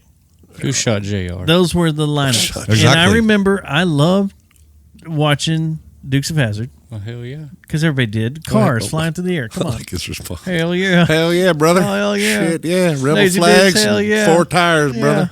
Get it. And then you had, Dallas came on. That's when I tuned out. But my grandparents loved Dallas. And it was like the last big show, like my whole family talked about and watched, religiously. But when that Bobby came out of the shower and he was still alive and it was all a dream, that rocked their world. Like nothing had been done like that on TV. Right. Totally rocked their world. And I was like, I didn't get it. I was like, I don't care. Yeah, whatever. But now looking back, you're just kind of like, it's hilarious. Turning back on Dukes of Hazzard so I can Yeah. stare at Daisy Duke's ass. It's the only reason we watched that show. That and the flying car. So That never broke. Some magical. Like I would love to. Like I'm sure it's out there, but like knowing like how many cars did they go through making? they went through a lot. Who knows? Oh, a ton. I know it's a ton. Dodge Like- Challengers, right? Or Yep. Chargers? Challengers. Challenger. That's right. They, in fact, there's a story that it hindered. Like Dodge had issues with the stock because of the TV show. Yeah, they were putting out. They were going through so going many. through so many Right. and having to pay. Yeah. If you know what the number is of the, Shall we ask ChatGPT? I mean, yeah, but I would wonder if somebody could put it in the comments. Can you put it in the comment? Maybe we'll hook you up with a sticker. Bada bing. Bada boom. Don't say it, Dustin. I see you over there No. typing. Say what? You fucking don't say the number. Let them put it in the comments. Who did it better, though? The original Daisy Duke Or Jessica Simpson? or Jessica Simpson? Jessica Simpson's from Richardson. You know that, right? Yeah. Yeah. And Ashley, her Used sister. to see her all the time at the games. Yeah, I remember she performed at a halftime show in around That was the 2000. hottest. That was the hottest Jessica Simpson ever was that. I still tap Whoa. that. It's a large number, and it's got to be. There's not an exact. There's an estimate. But holy crap, I was not expecting that. Okay. Well, tell me after the show. If you know it, put it in the comments. Trivia? You can Trivia. put. I would say. Yeah. Okay. Don't chat GPT it. That's not fair. That's not fair. They're going to do it anyway. They're going to put it. That's why I said a Bunch sticker. of lying assholes. I know. Be honest with yourself. So what I wanted to talk about was this week. If I would have thought about it earlier, this is something we need to do down the line. Here, we'll talk production on the show. Okay. Once we're going good, this is something I always wanted to do over there. And there's a film that comes out that we are all in agreement, like, we got to see that. We got to see this movie, whatever. We should rent out a theater, give out tickets to our listeners or watchers to join us for a viewing of whatever said movie is. Totally down. Masters of the Universe. God, June 5th. I'll be out of town. Fucking goddamn it. We just talked about this last night. We literally talked about, because we're going to be on the road going to Colorado. I was like, well, we're going to be staying either in Amarillo or we're going to go to Raton. So I was like, why don't we just see what the fucking theaters are up there, if there's any of them are showing it, and then we'll just stay at a hotel. I know there's a good by. one in Amarillo. I don't know about, you got the one at the mall that's still pretty big. Yeah. So this week is Mandalorian and Grogu. I know. That's right. Friday. That's right. It comes out Thursday. I'm supposed to go see it on Thursday. Hopefully things work out. But pull up my screen. I've never seen this. You ever heard of Screen X? No. What is that? Look at the shit. Different. I see it. That's almost like the Omni Theater in a way. I would get except it's not a dome. I don't know. I don't know. It's from just, here, I can see the lines. It's three. Yeah, you can see the lines, but it's 3 screens side by side. Is basically what makes Screen X. Have you done the D-Box? I haven't done the D-Box only because I've heard shit stories about it. So I've done it a few times. Me and Aiden will do that because we find it's funny. Sure. But no one buys the D-Box.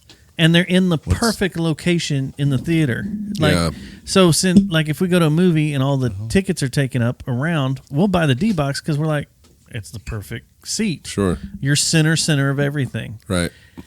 So the D-Box moves around, vibrates as you're watching and does stuff. Yep. The first one I saw was Indiana Jones and the Dial of Destiny. Yeah. Aiden and I went in there and we sat down and I'm like, all right, cool, D-Box. And they show the previews and it's not really doing anything. So me and him crank it up as fast as we can. Then the movie starts and that's when everything changes. And like the very first thing that happens in that movie is Harrison Ford getting punched in the face by a Nazi, and it nearly like jolted me out of my seat. I was like, what? We're like, this shit. And I look over, I start laughing, I look over and Aiden's over there going, down. I was like, oh my God, that hurt. That gave me whiplash. Like, imagine what that would do to me. Speaking of movies, man, have you seen this shit they're doing with AI where they're creating fat characters for all the dude? It is getting out of the fat hand. JD Vance is funny. That shows up in everything. Dude, and the new one with Superman, Bad Superman, is fucking epic. Like some of those scenes are that's like where Titanic, where he just swoops in and pushes old boy aside and fucking flies off with her. I'm like, all right, well, what is your favorite way of watching a movie? Not at home, like when you go to the theater. Do you have a specific theater you need to go to? It used to be called Alamo. Now it's called something else. It's down off Davis Boulevard in the old Alamo Draft House. You're talking about, right? At North Tarrant. Yep. It was really good. But do you need a certain theater type, studio type, like you've got XD theaters, you've got 3D. I liked the XD. I liked D-Box. I like XD in Alliance for some movies. They have a lot of bleed over from the other theaters, so it's like cool. But if there's a big action one going on next door, and you're in the middle of like a quiet, like when we went to see Bring Her Back, and when we saw that there in the theater next door, they were showing an action film. So in all the quiet, eerie parts of the movie, this one's over here. Kind of like when we do a podcast and a fucking annoying band is next door. Shut the fuck up. They're not here tonight. I know, thank God. Right when we got crinkled. Was it the that one up there at Alliance does have a lot of bleed. The one at the mall is way better. It is, totally. And I'll go to the XD theater there and I like it. All right, man. Up the escalator. Tell me you don't feel like you're in the back rooms When you have you gone to the second floor? Yeah. And it's all yellow and shit up there, and then you go in the bathrooms and you're like, fuck. What is going on? Yeah. It is. It's like everybody forgets about it. Yeah, right. Like you're like It's I'm awesome. all by myself up here. Like Yeah. this is weird. Yeah. The Do you remember North Hills Mall right down the street? Yeah. yeah. Back in high That school. was the place to go. That General Cinema was the shit. The shit. I had I my remember first the kiss in General there. Cinema. That was my Yes. first kiss. Yeah, Mindy Dowell. Yep. I banged her. Hey, thanks, man. Appreciate it. But when they closed that mall down, we were all skaters back then and shit. And Around 2001. we used to break in on the movie side, and there was only 2 security guards that ran that motherfucker on the inside, and we would go in there and skate and have all the rails, the food court, everything to ourselves. And he came in there and he caught us once, and he goes, "Man, I'll tell you what, as long as you guys don't fuck anything up or break anything, you're good. The minute you guys get hurt, it's on you. You know, don't go crying to mama about it." You know, he was real cool about it, but he didn't run us out. Same guy that told me in my crew the same thing. Really? When we go in there, it was like, don't break anything. Yeah. Don't vandalize anything. Right. Just be respectful. Just be cool. Yeah. And if you hurt yourself, it's all on you. There was some kids that came in and then they started spray painting shit, and that's when they locked it down. Yep. Yeah. That's when we and couldn't it go sucked because, anymore. god damn it, we had an oasis. That mall was fantastic. Fuck It yeah, it was. was, dude. It really was. Yeah. Challenges, the arcade, Now- electronics boutique. I had some Yep. friends that worked. This was when we were in high school. They worked at the old Northeast Mall before they. Well, it's like they started remodeling it and everything. Northeast when they had like the underground Tilt. the tills. Yeah. Yeah. So, yeah, it was that time. The pirate period. ship. And we'd go up there, meet them, and hang out after hours, and then skate around. And it was Yeah. the same thing. It was a bunch of everybody that was security there was old school, like young. Yeah. They were they didn't care, and they were just like, "Don't hurt yourself." Well, first it'd be like, "What are y'all doing? How'd y'all get in here?" Like, "Oh, we got friends that work at Gadzooks or whatever." They're like, "Okay, don't fall down, don't hurt yourself, be cool, don't break anything. Yeah. Y'all can do what you want." My cousin Kelly, he took care of all the floral decor of both malls, like all the plants, That's cool. Yeah, he did. He took care of all of that for the longest time, and then he had back surgery. He couldn't lift anymore to do it, and he had a crew doing it for a while. And my dad mowed with Yellow Rose Ground Specialist. He mowed both Northeast and North Hills Mall.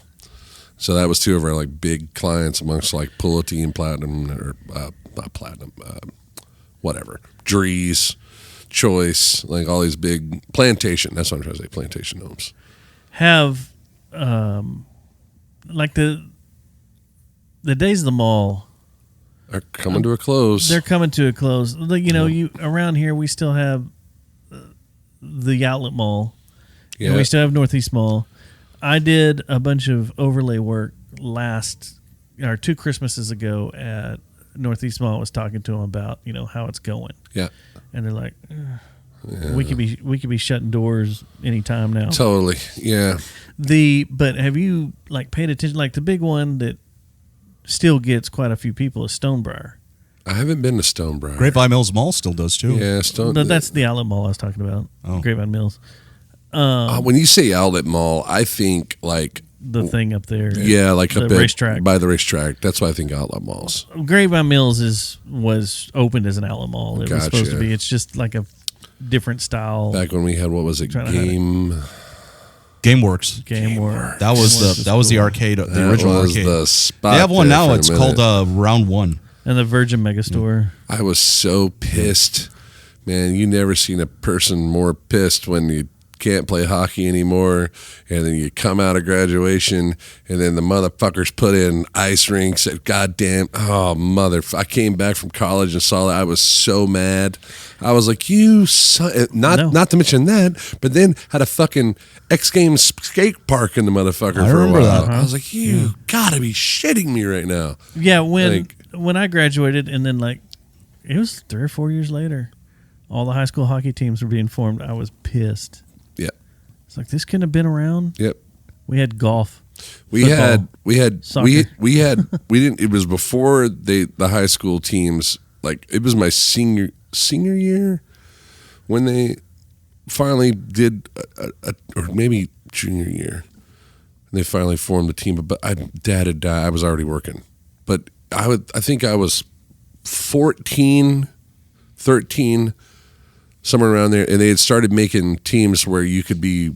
It was inline skating, but it was on basketball courts, and we'd play at like Bear Creek Elementary, or we'd play it, whatever. We were using the outdoor basketball courts, and they put the orange tape, like caution tape, around it, but it was no contact.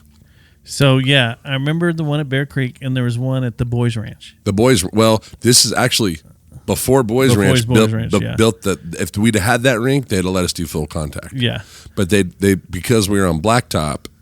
Hotter than shit. You had to play on black. Well, they had the blacktop before they built the rink, and then when they built the rink was great.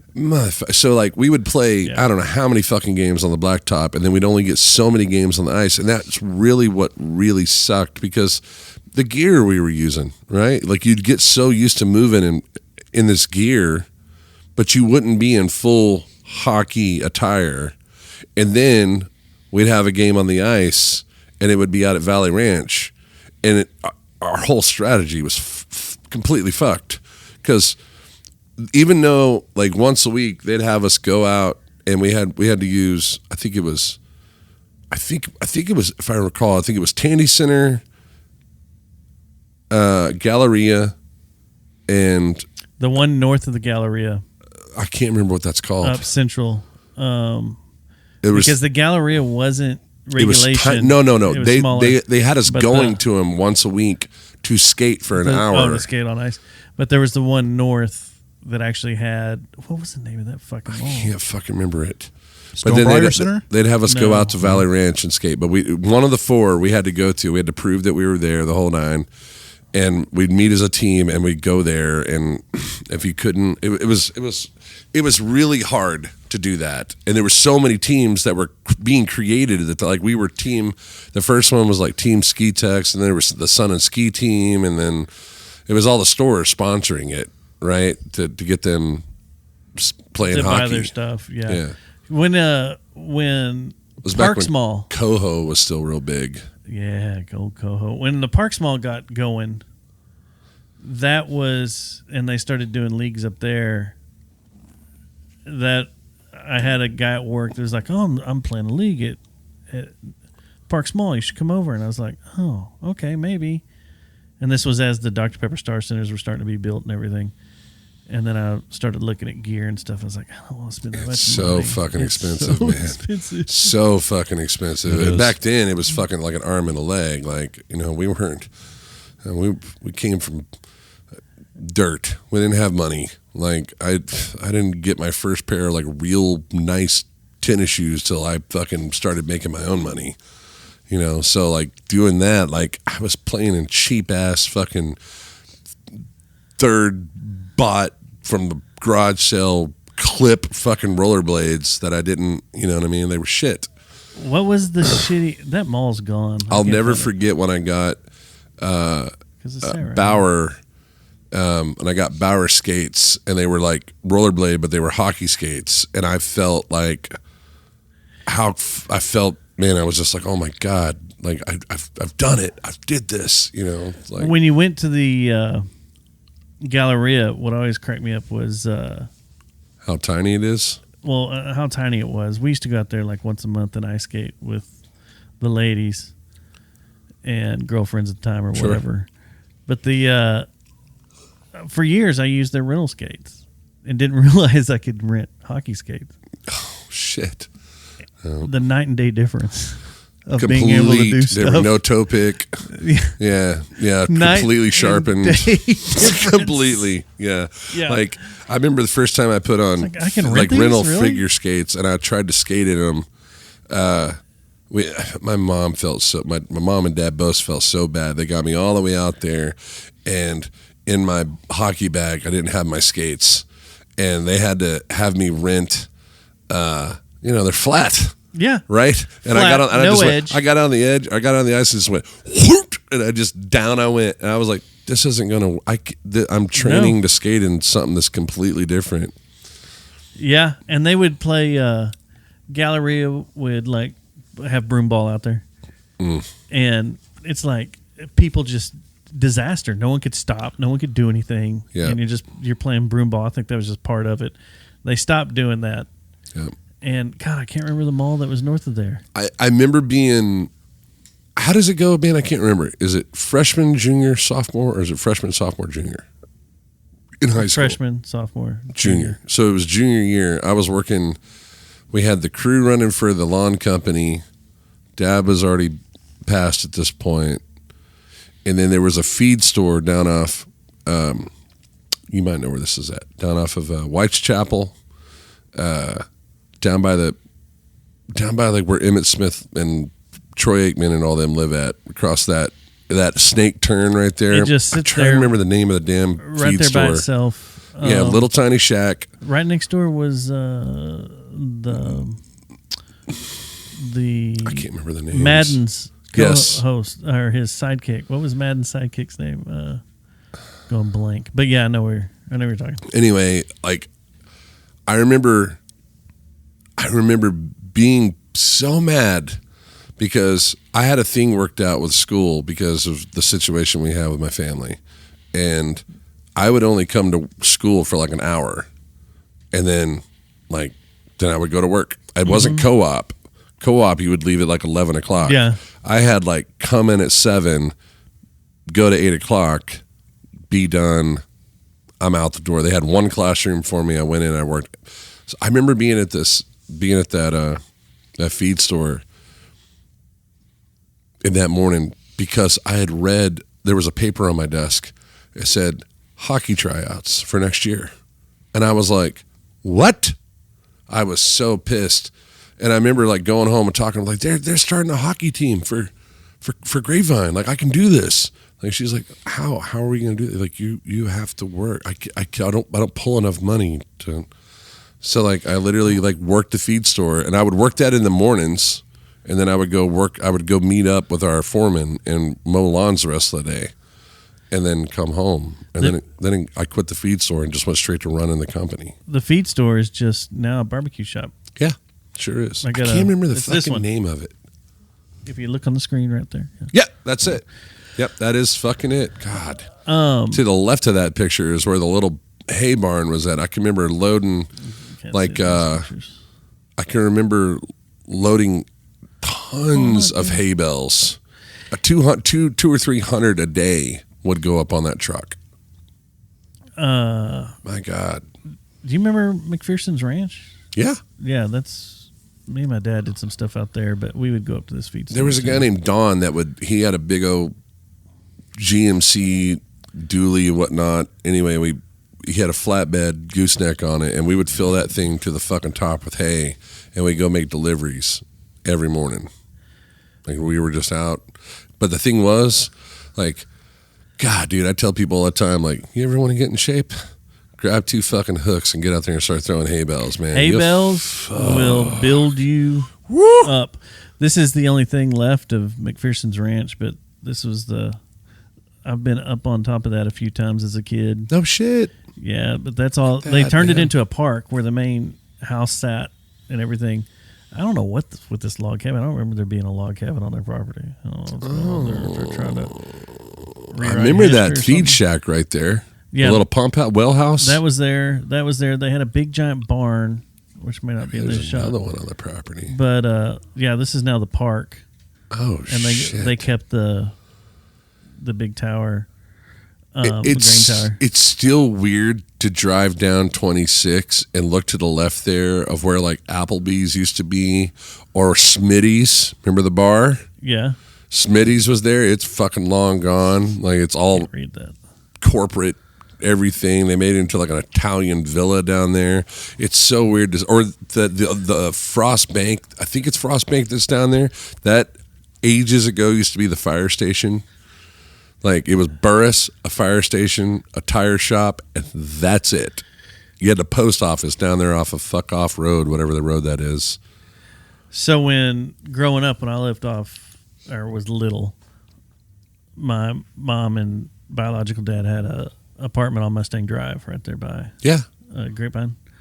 Grayson Square Apartments. It may have been. This is South back Mustang. when they were new. Are you talking about right by the high school? Or further down by the bearded lady shop that I called it. No, it was right by it. So that's probably it. Okay. The one's right there by it. Now they're called the Grafton. The Grafton? Is what they're calling them now. Looking on the map. But Skip passed out, man. He's fucking sleeping. The time it took to drive from Mustang Drive into Colleyville. Felt like forever? It was forever because it was a 2-lane road. Yes, it took forever. It was like, I got to go get groceries. Okay, well, it's going to take 25, 30 minutes to get into Colleyville. Yeah. And now it's just whatever. That's a just racetrack. Fly right through there. Yeah. Dude, here's a funny story. So the first house we lived in was, my dad had a deal with a builder because we were in his company and whatnot. And the builder actually lived right next door. And I've swore that if I ever made enough money, that I would go back and buy this house because it's sentimental to me. But it's right off Hardage and Ponderosa, right across from the batting cages there in Colleyville. And I lived in that thing till I was like 10 years old, and then we moved. And it was one of my parents' like worst decisions ever to move out of that house. And you learn things from your parents, and it's not always what they taught you, it's what their actions did, and you just go, shit. I look back at that house, we pass by it all the time, but Dad, his hobby was drag racing. But it wasn't really a hobby, like that's what he wanted to do, right? And he had an old 1930s or 40s Willis that he had, and then he sold that, and he got a 69 Camaro, but it was all fiberglass, right? And it would fucking wake the dead. The thing was so goddamn loud. There was a rare Morrison motor in it, the whole nine. Well, Dad had done some timing with the transmission and whatnot on it in the garage there on Ponderosa. And right next to the house on Ponderosa, there's a ditch that runs right there. So out in the street, it kind of dips like you would at the drag strip to lube up the slicks, right? And he fucking got out there and like chirped the tires, and just fucking burnt them out a little bit. He decided, it's, late. I'm going to go out on 26 and run it down the Tinker. And he did. And he got pulled the fuck over. And there was, and the cop that pulled him over was Officer Etheridge, the dare cop. Really? Yeah. And he pulled him over. And Dad was like clocked at like 1:30. Which department got him? Colleyville. Got him? It's right smack. I mean, we're talking from the batting cage. He turned left off Hardage on the 26, stopped it, did a burnout, and fucking ran it down the Tinker. Because then he made the loop and came back around. That's right there at the split. And that was when it was 4-lane. That was when it wasn't 2-lane then. It was right when it went to 4-lane. And he fucking lit that. It stood it up like this down fucking 26. Got pulled over. Officer Etheridge comes up. He's taking his helmet off and he's got his door up. He's got a fucking full cage the whole night. He gets out. He goes, "I'm just doing timing on the motor, man. I wanted to try it. I didn't think it was going to bother anybody. I'm sorry." And he's like, "Man, you can't be doing this shit." But let him go. Yeah. Didn't give him a ticket. Let him go. Jump ahead. Dad gets a 92 Lumina, sells the Camaro, buys a 92 Lumina, stretched out of fiberglass, puts a 597 from Bruce Allen from Rare Morrison in there. This thing would run. Now, back then, this is fast, but he was running like quick 5, quick 6 in the quarter, right? Decides to go down to Hall Johnson and run it down the Tinker in the middle of the day. No, you can't do that. He did it. And fucking got away with it. Oh, really? Got away with it. But he ran it, and he was like, man, he would get out of the car all excited. He's like, fuck, goddamn. My dad had asthma, so he's like breathing like, he shouldn't be doing this. Yeah. And he's like, he gets back to the house, and mind you, it's run it from Hall Johnson, ran it down the Tinker, turned left on Tinker, turned left on Ponderosa, came down the hill, parked it back up in the driveway. And he was like, Jesus, I thought I was going to have to pull the chutes down there at Tinker. I'm on the 3-wheeler on the side of the road chasing him just in case he's, something happens. So I got to go down and pull him, And I was like, when I tell that story, like people are like, that never fucking happened. I was like, that would never in a day happen now with a legal car. Mm-mm. You'd be smoked. Yeah. But that just shows you how far back that goes. That's 30 years ago. Like 37 years ago. My buddy I grew up with, who Skip's owner knows, John. Skip, you awake? John Lewis. He built a 56 Chevy pickup into a drag truck. Yeah. It was like as he was graduating high school, him and his dad built the motor and everything, chained it down. Well, he was testing out some different rear ends for it. And he lived in Smithfield. As you're going up Davis, there's that neighborhood that goes down the hill right before you get to the McDonald's there at Starnes. Yeah. The neighborhood. So he lived down in there. All right. And we pulled out. He's like, let's go take this for a test drive. We just got everything running and dialed in. So we pull out, we come up the hill, we turn on the Davis, middle of the day. And he hammers it. And he's like, he tells me it's loud as shit. Open headers. Oh, dude, they're obnoxious. And he goes, I don't know what this is going to do, so hold on. He has 5 points. We're in it. And all I remember is he goes, here we go. There's no traffic, no nothing. And middle of the day, we got away with this. He hammers it. I see sky. Yeah. And then bam, we hit the ground, and it loses a little bit. Like it's just a little bit slick. The rear end comes out, and all of a sudden we hear this bam, and then nothing. Oh, no. And we're cruising at a coast. Sure. 80, 90, 100. Probably. At a coast. Like everything just... what he had done is he killed the engine, and I didn't know that. I thought the engine had blown. But he had killed the engine after he started feeling everything come apart, and then we heard the big bam. Yeah. He reached over, kills the engine. We're rolling, and I'm like, what the fuck? And he's like, well, that answers that. And I'm like, what? It doesn't... I'm not acknowledging what happened. I was just like, it was so fast. Yeah. Turn around and look back, and the drive shaft sitting in the middle of Davis. Oh. He ripped it. The engine ripped it completely out. Oh. And he goes, that answers that. We're not going to be able to use that one. Dude, Dad said to me, he goes, I remember I was 14. My dad died when I was 16. And he told me, he said, hey boy, come on. It was a Saturday. And I had been busting my ass, like working for him, but I never got paid. Like he never gave me an allowance, right? And he would only give me just a little bit at a time, but I never knew why until this point. And then we're talking like I would work my grandparents' ranch and take care of horses and pigs and cows. I was all down in Lake Whitney, and then I would work for him, you know what I mean? And I had school in between, and I'm, kind of home study, but I went to Colleyville Middle, and there was a lot of stuff going on with the family back then. Life was so different. But I remember him going, hey boy, get up. We're going to, I need you with me. We're going to go take a run. I was like, all right. So get up, get in and he had a 71 GMC that he drove. Called it all blue, fucking two-tone, white and blue, white top, long bed. And we go down to Kennedale. And I thought we were going down to Texas Raceway, Kennedale. I thought we were going down there to meet Hutch or something. And he takes me to the junkyard down there. And we get to the junkyard. I'm like, what are we doing? He goes, you'll see. And he walks me out to the junkyard. You know which one I'm talking about? Off Mansfield Highway? Yep. Okay. That big main one? Yeah, that big main one. He takes me down there and he goes, walk out there and go find your car. I was like, find my car? He was like, go just find a car that you want. You're smart enough to, you know what you're doing. I was like, really? And so I walked through that thing for 2 hours looking at all these junkards, right? And finally, in the back right corner, I come across these cars that are like stacked up, and there's this hollow spot in the middle, and there's trucks squished across the top, but hidden like a garage in there. I can see the bumper of it, and it's a 55 Chevrolet Bel Air.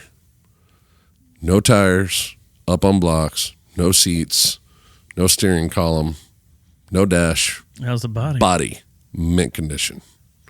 Just rusted a little bit. Yeah. Been sanded, not, like it's not painted. It's faded. You could tell this was someone's project. We bought it for $500. Nice. Yes, I said, I found one. He goes, where at? We went down there in the truck, go right there. I pointed at it. He couldn't crawl up under there, but I could. I crawled up under there. How'd you get it out? So they had to bring a crane over, or a forklift, and they started forklifting these trucks out of the way to get it. And they got to it. And he goes, "I'll be damned." He goes, "That front end's got some. It was missing the hood, the big bubble hood. You know, it's not there." He's like, "All right, well, I'm gonna make some phone calls." He goes, "Well, we'll get the." He goes, "We'll take this car. We'll take this." So they loaded up on their trailer and brought. He knew the guy real well, and I think that's Alan Sturgeon's dad now. That runs Alan Sturgeon that runs Hangman's House of Horrors. I think that's their junkyard now.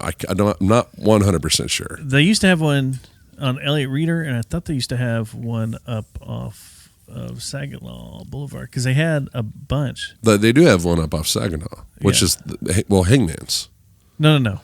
That's all Blue Mount. Yeah, Blue Mount. Saginaw Boulevard up north, where like Morris Ditto is and all that. So up there by Hicks. We get it home, and then I cannot remember this dude's name to save my life. His shop is still there. It's right there at off 121 and it's not Cherry. It cuts through all the way down. Like if you take Roof Snow and you take it all the way down, then you hit 26 and you turn left on it and take it down. He's got a custom shop right there. I want to say his name was like Mark or something like that. Anyway, he had him build a fiberglass front end for the front of that Chevy. And so we took the panels off of it and did that. And then in the back, we tubbed it out. We put Mickey Thompson's on the back, Goodyear's on the front. What'd you put in it? 354. No, 350. Did you run it? Boy, did we. Where'd you run it at? 26. Oh. You didn't go down to Kennedale or... No, I didn't get to run it. No, it was street legal. Okay. Ish.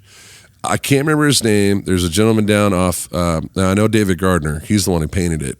Yeah. Down off 20. But behind Gardner's, there was a dude back there that had a tow lot, and he had one leg. That dude would... And he's not there anymore. It's long since been gone. But he just, he'd just look at it and give you a tag. Fucking, inspection. I know who you're talking about. I can't remember his name. Carl. No, not Carl. That's Carl from fucking Rec Room days. But like that. No, I know who you're talking about because I've seen that. My dad used to do some stuff. We built that fucking car from the ground up. Literally put hours and hours and hours. And right before he passed away, like my family fell on really hard times because my dad was so sick. And then we had to sell the car.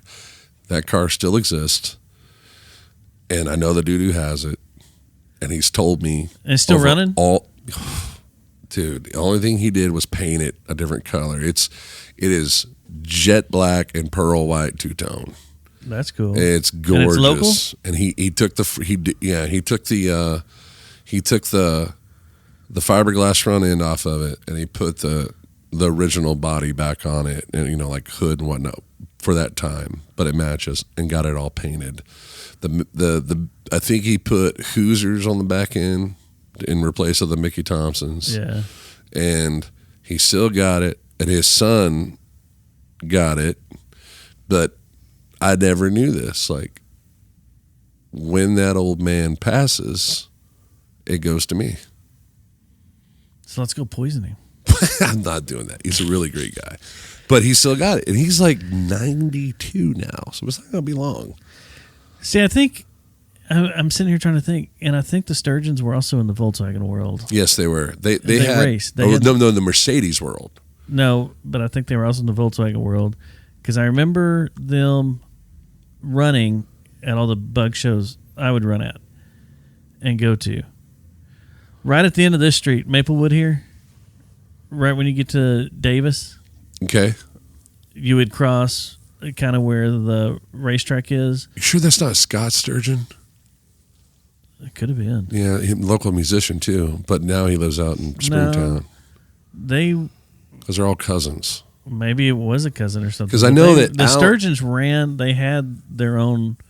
Alan's dad had the got pictures of it. Gold and yellow and purple Mercedes that he ran, and then Alan, his son, was running the rails, but he was running the mini dragster rails back then. I know they all were racing other stuff too. Yeah. Okay. But like they would bring the bugs, because like where I was talking about right here, behind the new racetrack down here on Davis, was Lyle Cherry's shop.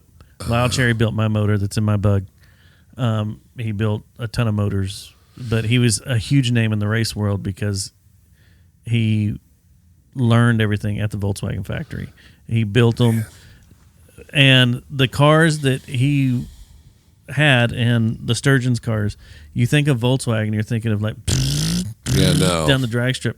No, I'm talking about cars that have to have rails, that have to have chutes, that will scream. Yeah. And they would go out there on import nights, hot import nights, and race these rice burners, and everybody out there going like, okay, I'm going to beat a bug. That's a time when I wasn't around, because after Dad passed, it stopped. So that makes sense. I would say they were doing this 98. Like when I was going to the bug shows and running, it was 98 to I don't know. Well, that's 2005, 2006. That would make sense. Dad died in 98. So like they were always down at Motorplex, and Black Gold would host them. They were big deals, but then that you would every once in a while when I was running down there for import nights with some buddies of mine that had Eclipses or whatever, some of their bugs would show up, and people would make fun of them, and I would just sit back and go, "You just wait," because you're talking about a car. The engine is sitting on the transmission. Yeah. Not really. I mean, it's bolted in the back, but instant power. That car will beat, an Eclipse, a fucking. I saw them blow out a. What's the crazy Viper? Destroy a Viper. The guy was pissed, but like once that car gets the jump, it's over. It's gone. It's over. Yeah. And it will jump and beat you at 60 feet and then be gone. You know what's crazy is they actually have, someone did this, and you can look it up. It's Texas Raceway Memories, I think is what it is on Facebook. Are they the ones that post all the stuff about Green Valley? Possibly. They were showing a bunch of old photos from back in the Did you ever go out there? Texas Raceway. Green Valley? Yeah, Dad raced out there with the Willis. And I was a child. I was like 5 or 4. I was a child running around out there. It scared the shit out of me. It's crazy to me that all the way up through high school, the tree stayed there in the woods for fucking ever until someone went out there and stole it. Yeah. They finally pulled it out of the ground and took it. I was like, what the fuck? It's sat, and the barricades were out there forever. Like it was still set up as a start-finish line forever in the woods. Yep. And now it's a park, and they changed the fuck. I hate the fuck. Houses all around it. I hate the fact that they changed the name of the road. Because it used to be Green Valley Avenue. Yeah. Now it's Smithfield or some bullshit. Yeah. Fuck you. That, I went out there. Erase the history we have. That turned into a big fight. All the racers loved that spot. Oh, it was as far as I've been told, track. They were like, "Dude, that was great. It was so their perfectly, great." And it was a nice straight run, and then went uphill. The house that sits on Smithfield Road back there did have a rail go through it once, right to the front. Shouldn't have built the house there, motherfucker. I think the house was there first, but oh well. Anyway, hey, whatever. Move. But it did go through there once. But I went out there the weekend they closed it. And so the big battle was all the houses are starting to encroach. Yep. Like I grew up. It was the noise battle. You're talking about buying a house. When me and my ex were looking for a house, we nearly bought the old house I grew up in, which sat at the corner of Vance and Victoria. Oh, wow. In your neighborhood. Oh, wow. 4520 Vance. I nearly bought it, but got outbid. So that house, we would sit in the backyard and could hear Green Valley, them running. And my dad would be like, "Oh shit, I forgot they're running this weekend. Let's run up there." And we'd drive out there and go see races. Amazing that you could hear that from there to Green Valley. Yeah. Back then, there was no other. You can't hear a car honking fucking Western Center to hear. I mean, back then, there was no Western Center. Like that didn't run. Yeah. It was roof snow. It was a pain in the ass to get out there. Totally it was all small roads. Yeah. But we went out there the last race because, like I said, the houses were starting to encroach and people started bitching about noise because you're moving into a new house that was built in an area that has this track for years. So everybody's bitching. So we go out there the last night And a bunch of big names are out there running stuff. And they're running all sorts of crazy cars. Well, the last thing they do for the night was they took all the top fuels and all the jet cars sitting in the pits and fired them up. Fuck, that's awesome. And revved the fuck out of them. It was the loudest thing I've ever heard in my life. It hurt so bad. It was so like you could feel your soul leaving your body. Totally. Loud. Yeah. It was like, I don't even know, like fingers in the air. Top fuel, first off, when it runs. Oh my God. It shakes all the bones in your body. Totally. But like everybody's like, jet cars. No, top fuel. Yeah. Top fuel. And you're just holding it. Nitro's going off too, and you're like, oh my God. And they did as a big fuck you to everybody around there. I was never a fan of the jet cars. It was cool to watch them. It's a neat thing. I was more in the top fuel game in the like super pro door slammer, It's a neat thing, but yeah, it's top fuel all the way. Or totally. Funny car. Top so funny car. You'll get a kick out of this. So before Dad passed, before he got real sick, like he was being sought after by certain teams, and two major teams that were looking at putting him into a funny car was Cruz Petragon and John Force. Like they were in debates back and forth who was going to get him, and that was when Dad got an agent, and then it started turning real. Like his hobby dream is about to come true. Had he not died, he would have gone top fuel funny car with Castrol at that point with John Force. With Force. When he died, Innis had a race. It was April 11th, 1998. They had a race, and they did a standing prayer for him and the family out there at Innis. And because he was really well known, it was called Hoss Power Racing. He had a lot of fans, and on the funeral, we had put the calls out. Mom was a wreck. I mean, he was murdered. He was sick, but then he got murdered. Like that's fucking crazy. We lived at that point at Acuff Lane and 26, which is right by O'Shea's, right? Mm-hmm. Antwerp, right there. Yeah. And there he's buried down at Bluebonnet Hills, right? Which is what? 3 miles? Yeah. 4 miles? Give or take. Right through Colleyville. They were parking the entire Steinmart Lonigan's parking lot was completely filled with hot rods. Top fuels. Like John Force bringing stuff out. Brought the funny car to do the hot rod salute to Dad as we pulled out with the limo from the house. Everything from Camaro. I mean, it went down in Colleyville history. Like you could probably find it somewhere, but it did go down in history as the largest amount of illegal cars going down 26 Highway. And then once they got down to Bluebonnet Hills, there wasn't enough parking. There was like 1,800 fucking people. It was unreal. It was just, and when they all fired up, like they had one guy, I think it was Hutch, that kind of manned it all. He had guys up from Texas Raceway, and they all had walkies. And they were like, all right, let's go ahead and fire them up, everybody. Get ready. We're going to start rolling out. And they had them in like zones going out because there were people at the house that were going to be immediately with the limo. And then they had them like staged in like they went staging lanes. And they had them all staged how they were going to leave and go out, one at a time. So it was like classic, plug it back in.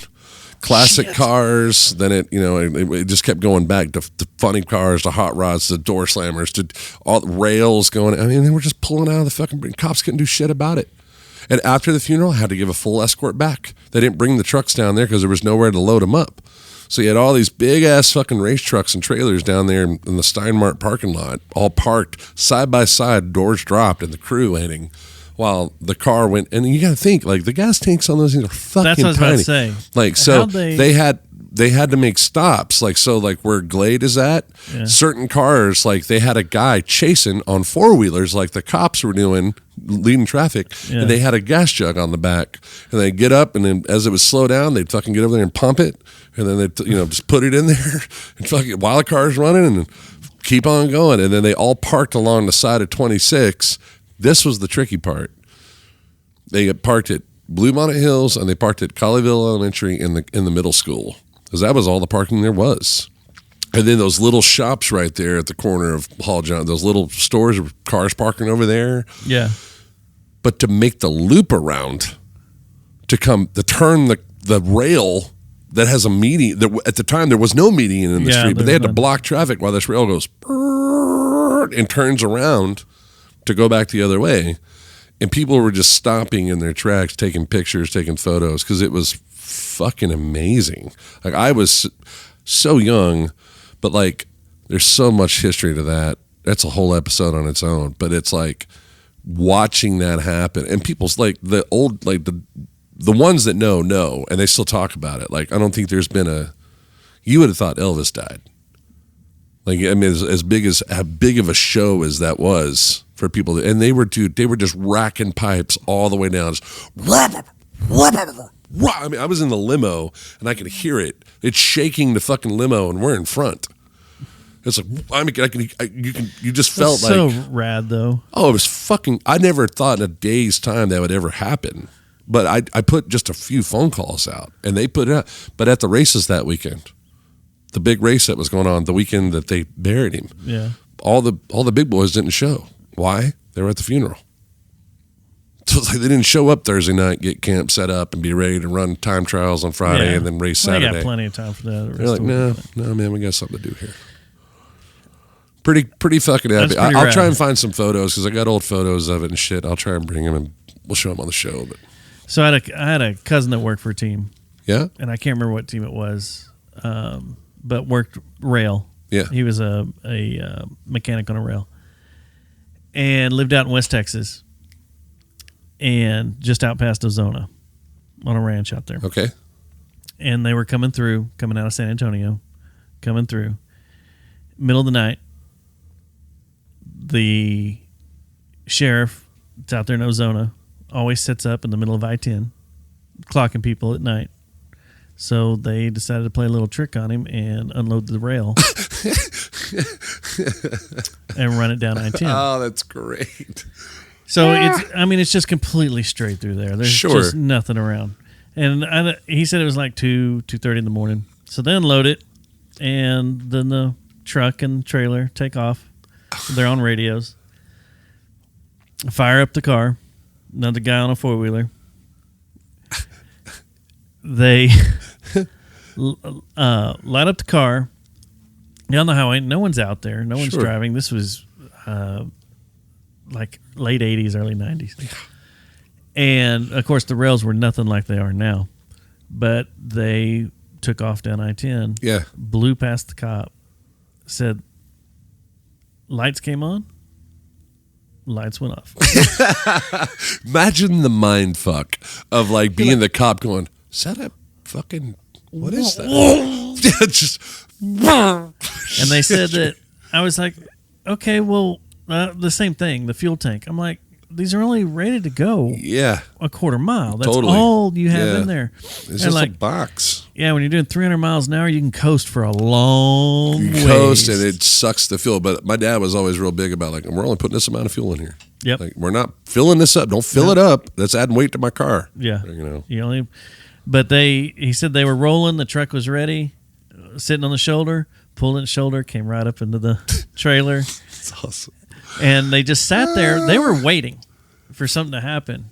And then the guy that was with them on the four-wheeler finally showed up. Was like, nothing. He wasn't fucking with that. Well, thing was, next day, little knock on the door, because they knew who it was. Well, they had to.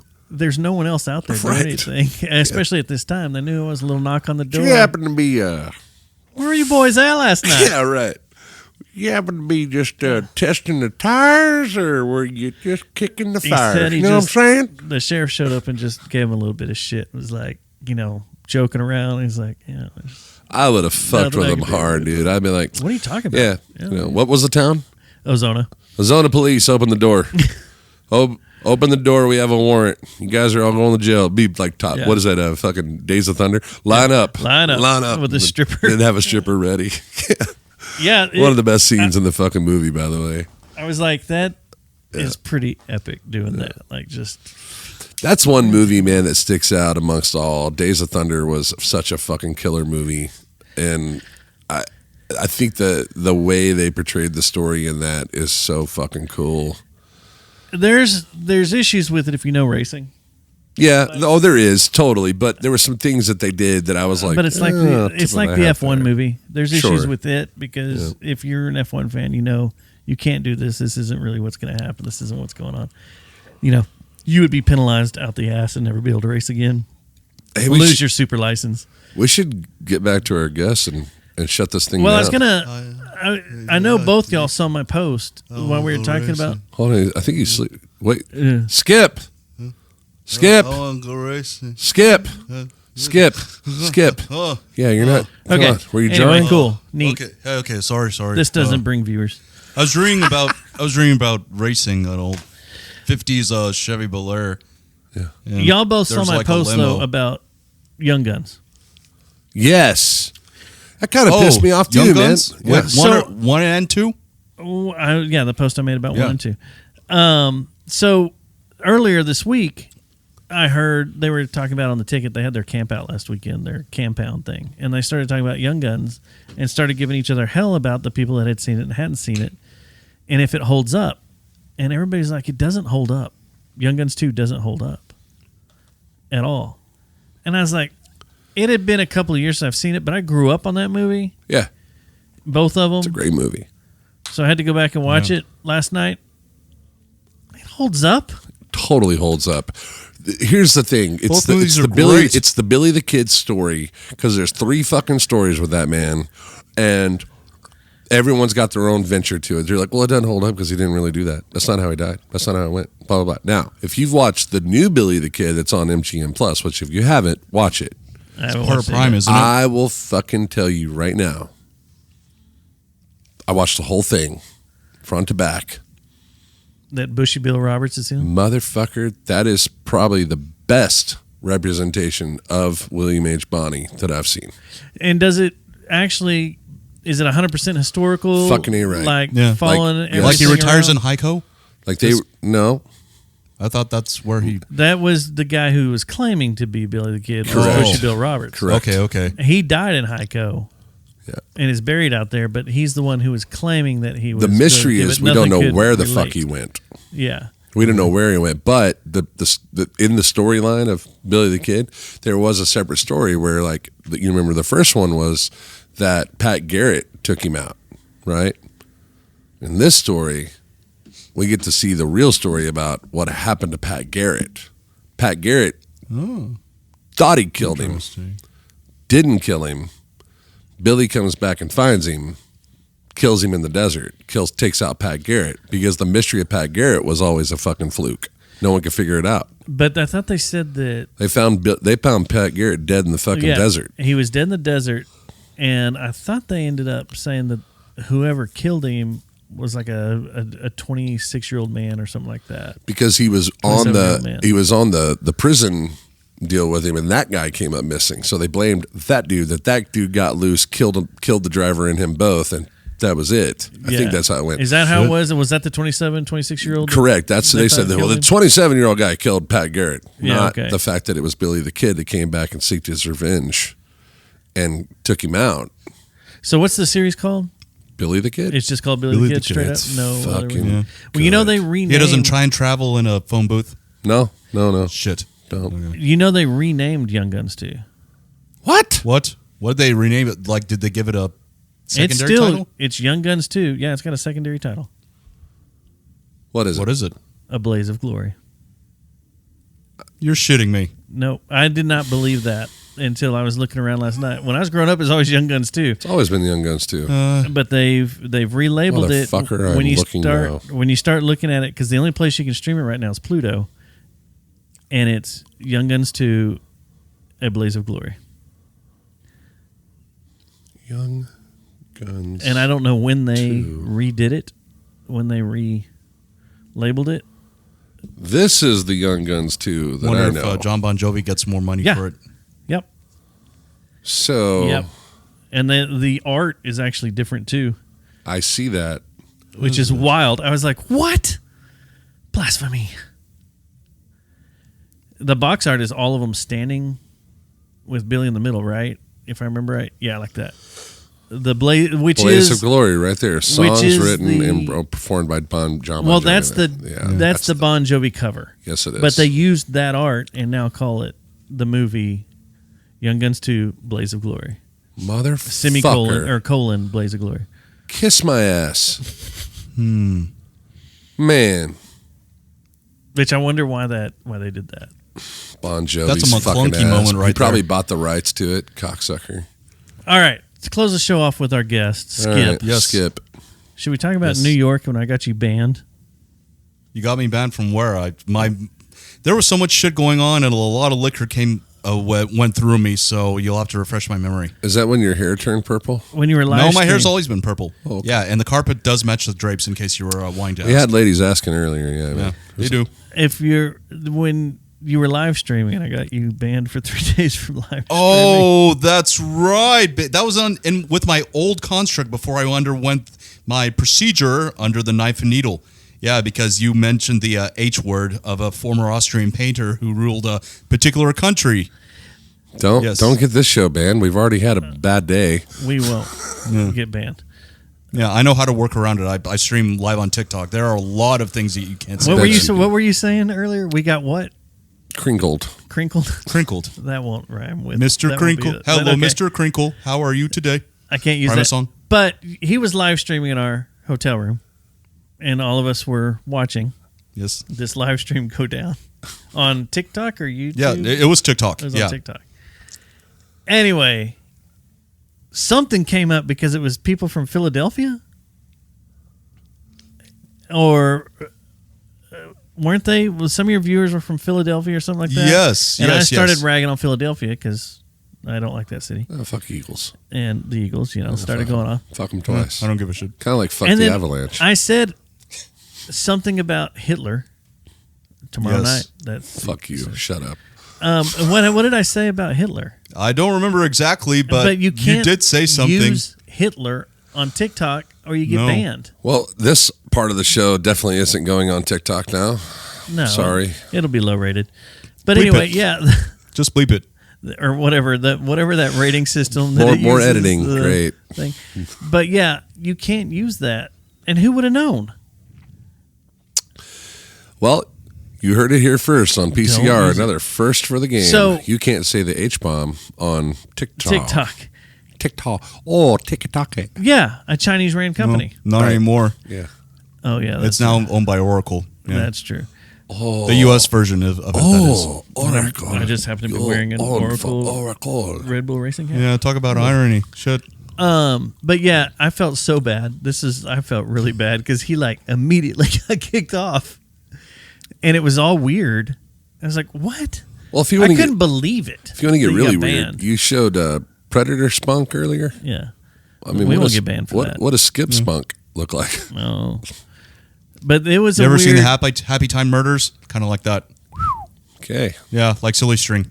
My Happy Tree Silly Friends. Strings. Do they still do that? The Happy Time Murders. I know, but does My Happy Tree Friends still around? I don't know, honestly. I didn't watch that. I didn't watch it very much. So where the rabbits kill each other, murder each other, and grind each other up? Do you have any band members? Yeah, that are your... Dustin, do you want to pull up the pictures that I sent you of the members of my band and myself? Oh, here, let me reopen my laptop. Just to give you some context.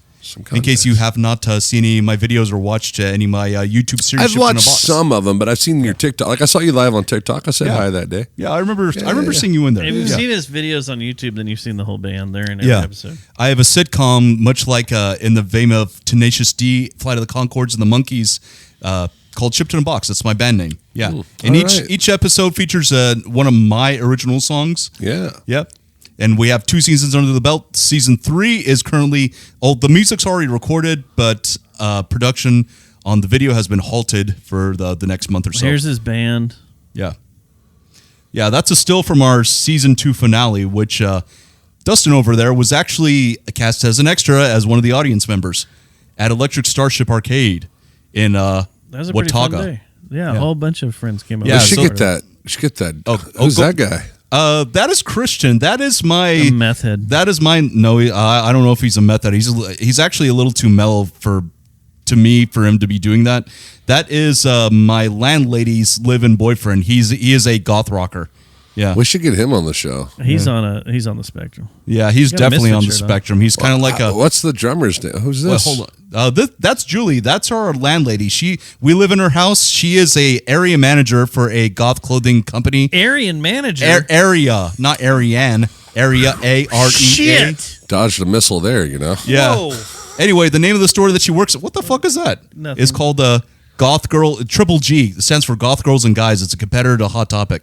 Yeah. What was that in the search engine? You can take. I don't know. Why is this all still? I don't know what. I don't know. There was chicks with dicks. I got a problem. I'm sorry. I don't know what to do. Your laptop's on the fritz over there, Dustin. Anyway, as I was saying, yeah, that was Julie. She owns a house we live in. And once Dustin gets his photos back up, I'll tell you about the other members of the band. Well, tell everybody, tell the audience where they can find you at. Skip Redstone, one word, on YouTube, Facebook, Instagram, and TikTok. And I also have a merch page, which it's I'll send you the link of it because it's kind of convoluted. We'll put it in put it in the description of the merch show. page. We sell T-shirts, stickers, and mugs. That this feature is what our I was likenesses. pulling up. Was this? This is okay. I was pulling this up. Yeah, that is Shipped in a Box, episode 4, season 2. That's Myrtle. She everybody will yell. Your landlady here has hair in her mouth. Julie. That disturbed me so much when I first saw this. There's hair in her mouth. Oh, she was muff diving. No, on her. While he watched. Yeah. You'll have to watch the series. I don't want to give anything away. Yeah. It was all pretty shocking. Yeah, that's Christian. If you could go to the fourth shot, it's close to the end. I was just going to show that this is what it looked like at the arcade. Oh yeah. And it was quite interesting seeing. Hey, I recognize her. Look at it was that. quite interesting seeing this production being produced right in front of us as we got there. Okay. Oh, pause. That's sorry. Oh, that's okay. I was just going to say that is Curtis Barnes Draper. He is our drummer. He hails from Littleton, Colorado, and he is an earth walker. His family is known for owning the biggest hemp production facility in the state of Colorado. So stereotypical. Yeah, I know it. Anyway, but he was given a job right out of high school as as like the lowest member on the totem pole, and he hated the job so much and then he worked as a barista and then eventually did a bunch of odd jobs and made his way to Texas. Yeah, and he became our drummer. What's this guy? That is J5PR2994, J5 for short. He is our house robot that is programmed to do chores, although very poorly. And his lithium-ion battery only has like a 6-hour charge, but he performs keyboards extremely well. Question: Yes, is he allowed to board Southwest flights? he would have to be shipped as cargo. You've seen that, right? Yes. What happened this past week? Nope. Yeah, a social influencer actually bought a ticket for her lifelike rope. Oh, his? Okay. His lifelike robot coming home from a convention in Vegas. Yeah. Walked him on, is having a blast in the airport in Vegas. Like getting pictures, goes through TSA. TSA is getting pictures with it. All these people at the airport are getting pictures with it. It's only about this tall. Is doing dance moves and kicks. Do and we it's have a one of video these of ones, this? I can probably find it. Boards the airplane. The stewardess kind of looks at it kind of weird. Walks back. There is a lady on the plane that looks totally disgusted. Like, this just ruined her entire life and nothing else will make it better. And I love that it did this to this lady because fuck her. And he goes to the seat belts it in like it's normal. And then the entire staff of the aircraft has to come over and start asking questions of what the hell's going on. And because of this, he was allowed to fly home. Now, did you hear about anything about the flight home? No, and I did hear that the battery used in this particular robot was FAA compliant. It was. Everything was FAA compliant.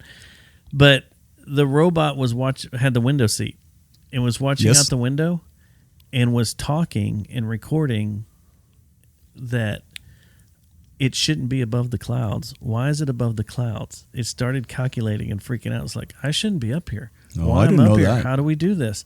There's a whole audio log of what it was saying, and you can listen to it. Holy shit. But it started like, am I dreaming? Am I dreaming that I'm flying above the clouds? Because this robot isn't like supposed to dream. Like the cowboy robot that walks around and tells jokes. That one's got a controller. This one's kind of on its own. Does its own More thing. autonomous, yeah. More autonomous. Well, Craig, if you weren't going to have nightmares about Skip, you're definitely having nightmares about that now. About robots. Yeah. I don't know about you, but I've got to race like a piss horse. Okay. Do you want to see the robot? I do. Yeah. The only band member I was going to showcase would be Gary, our guitarist. Yeah, from the video. He's a big redneck from Butte, Texas. Are we going to be blessed by any of these guys coming on the show? That's up to you guys. I mean, I can ask them if they'd be interested in coming. We should have them once a month or in there somewhere. Just make a surprise. Might give you guys your own bandstand over here in the corner or something. Your own camera, your own little thing. Go over there. Okay. No. This is the Channel 4 news report. Oh my God, that's it. Yeah. That's Tiny all thing. it is. This thing. And about it's my just size. dancing, having fun, and he walks across the bridge. From my understanding, the owner tells it, hey, walk this way. Hey, turn this way. She's looking. Watch this lady get so pissed off. I hope they show her.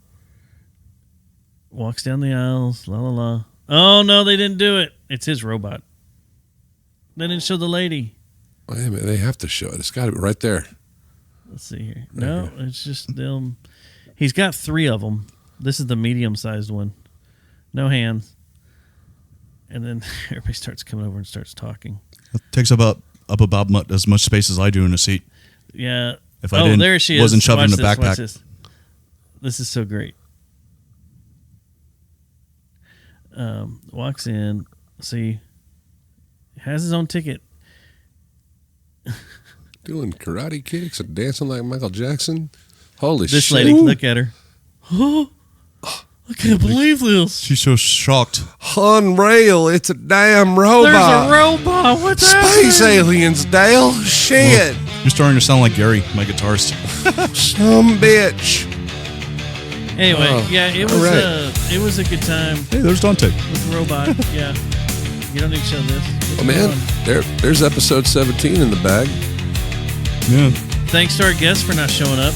And thanks for having me fill in. Skip.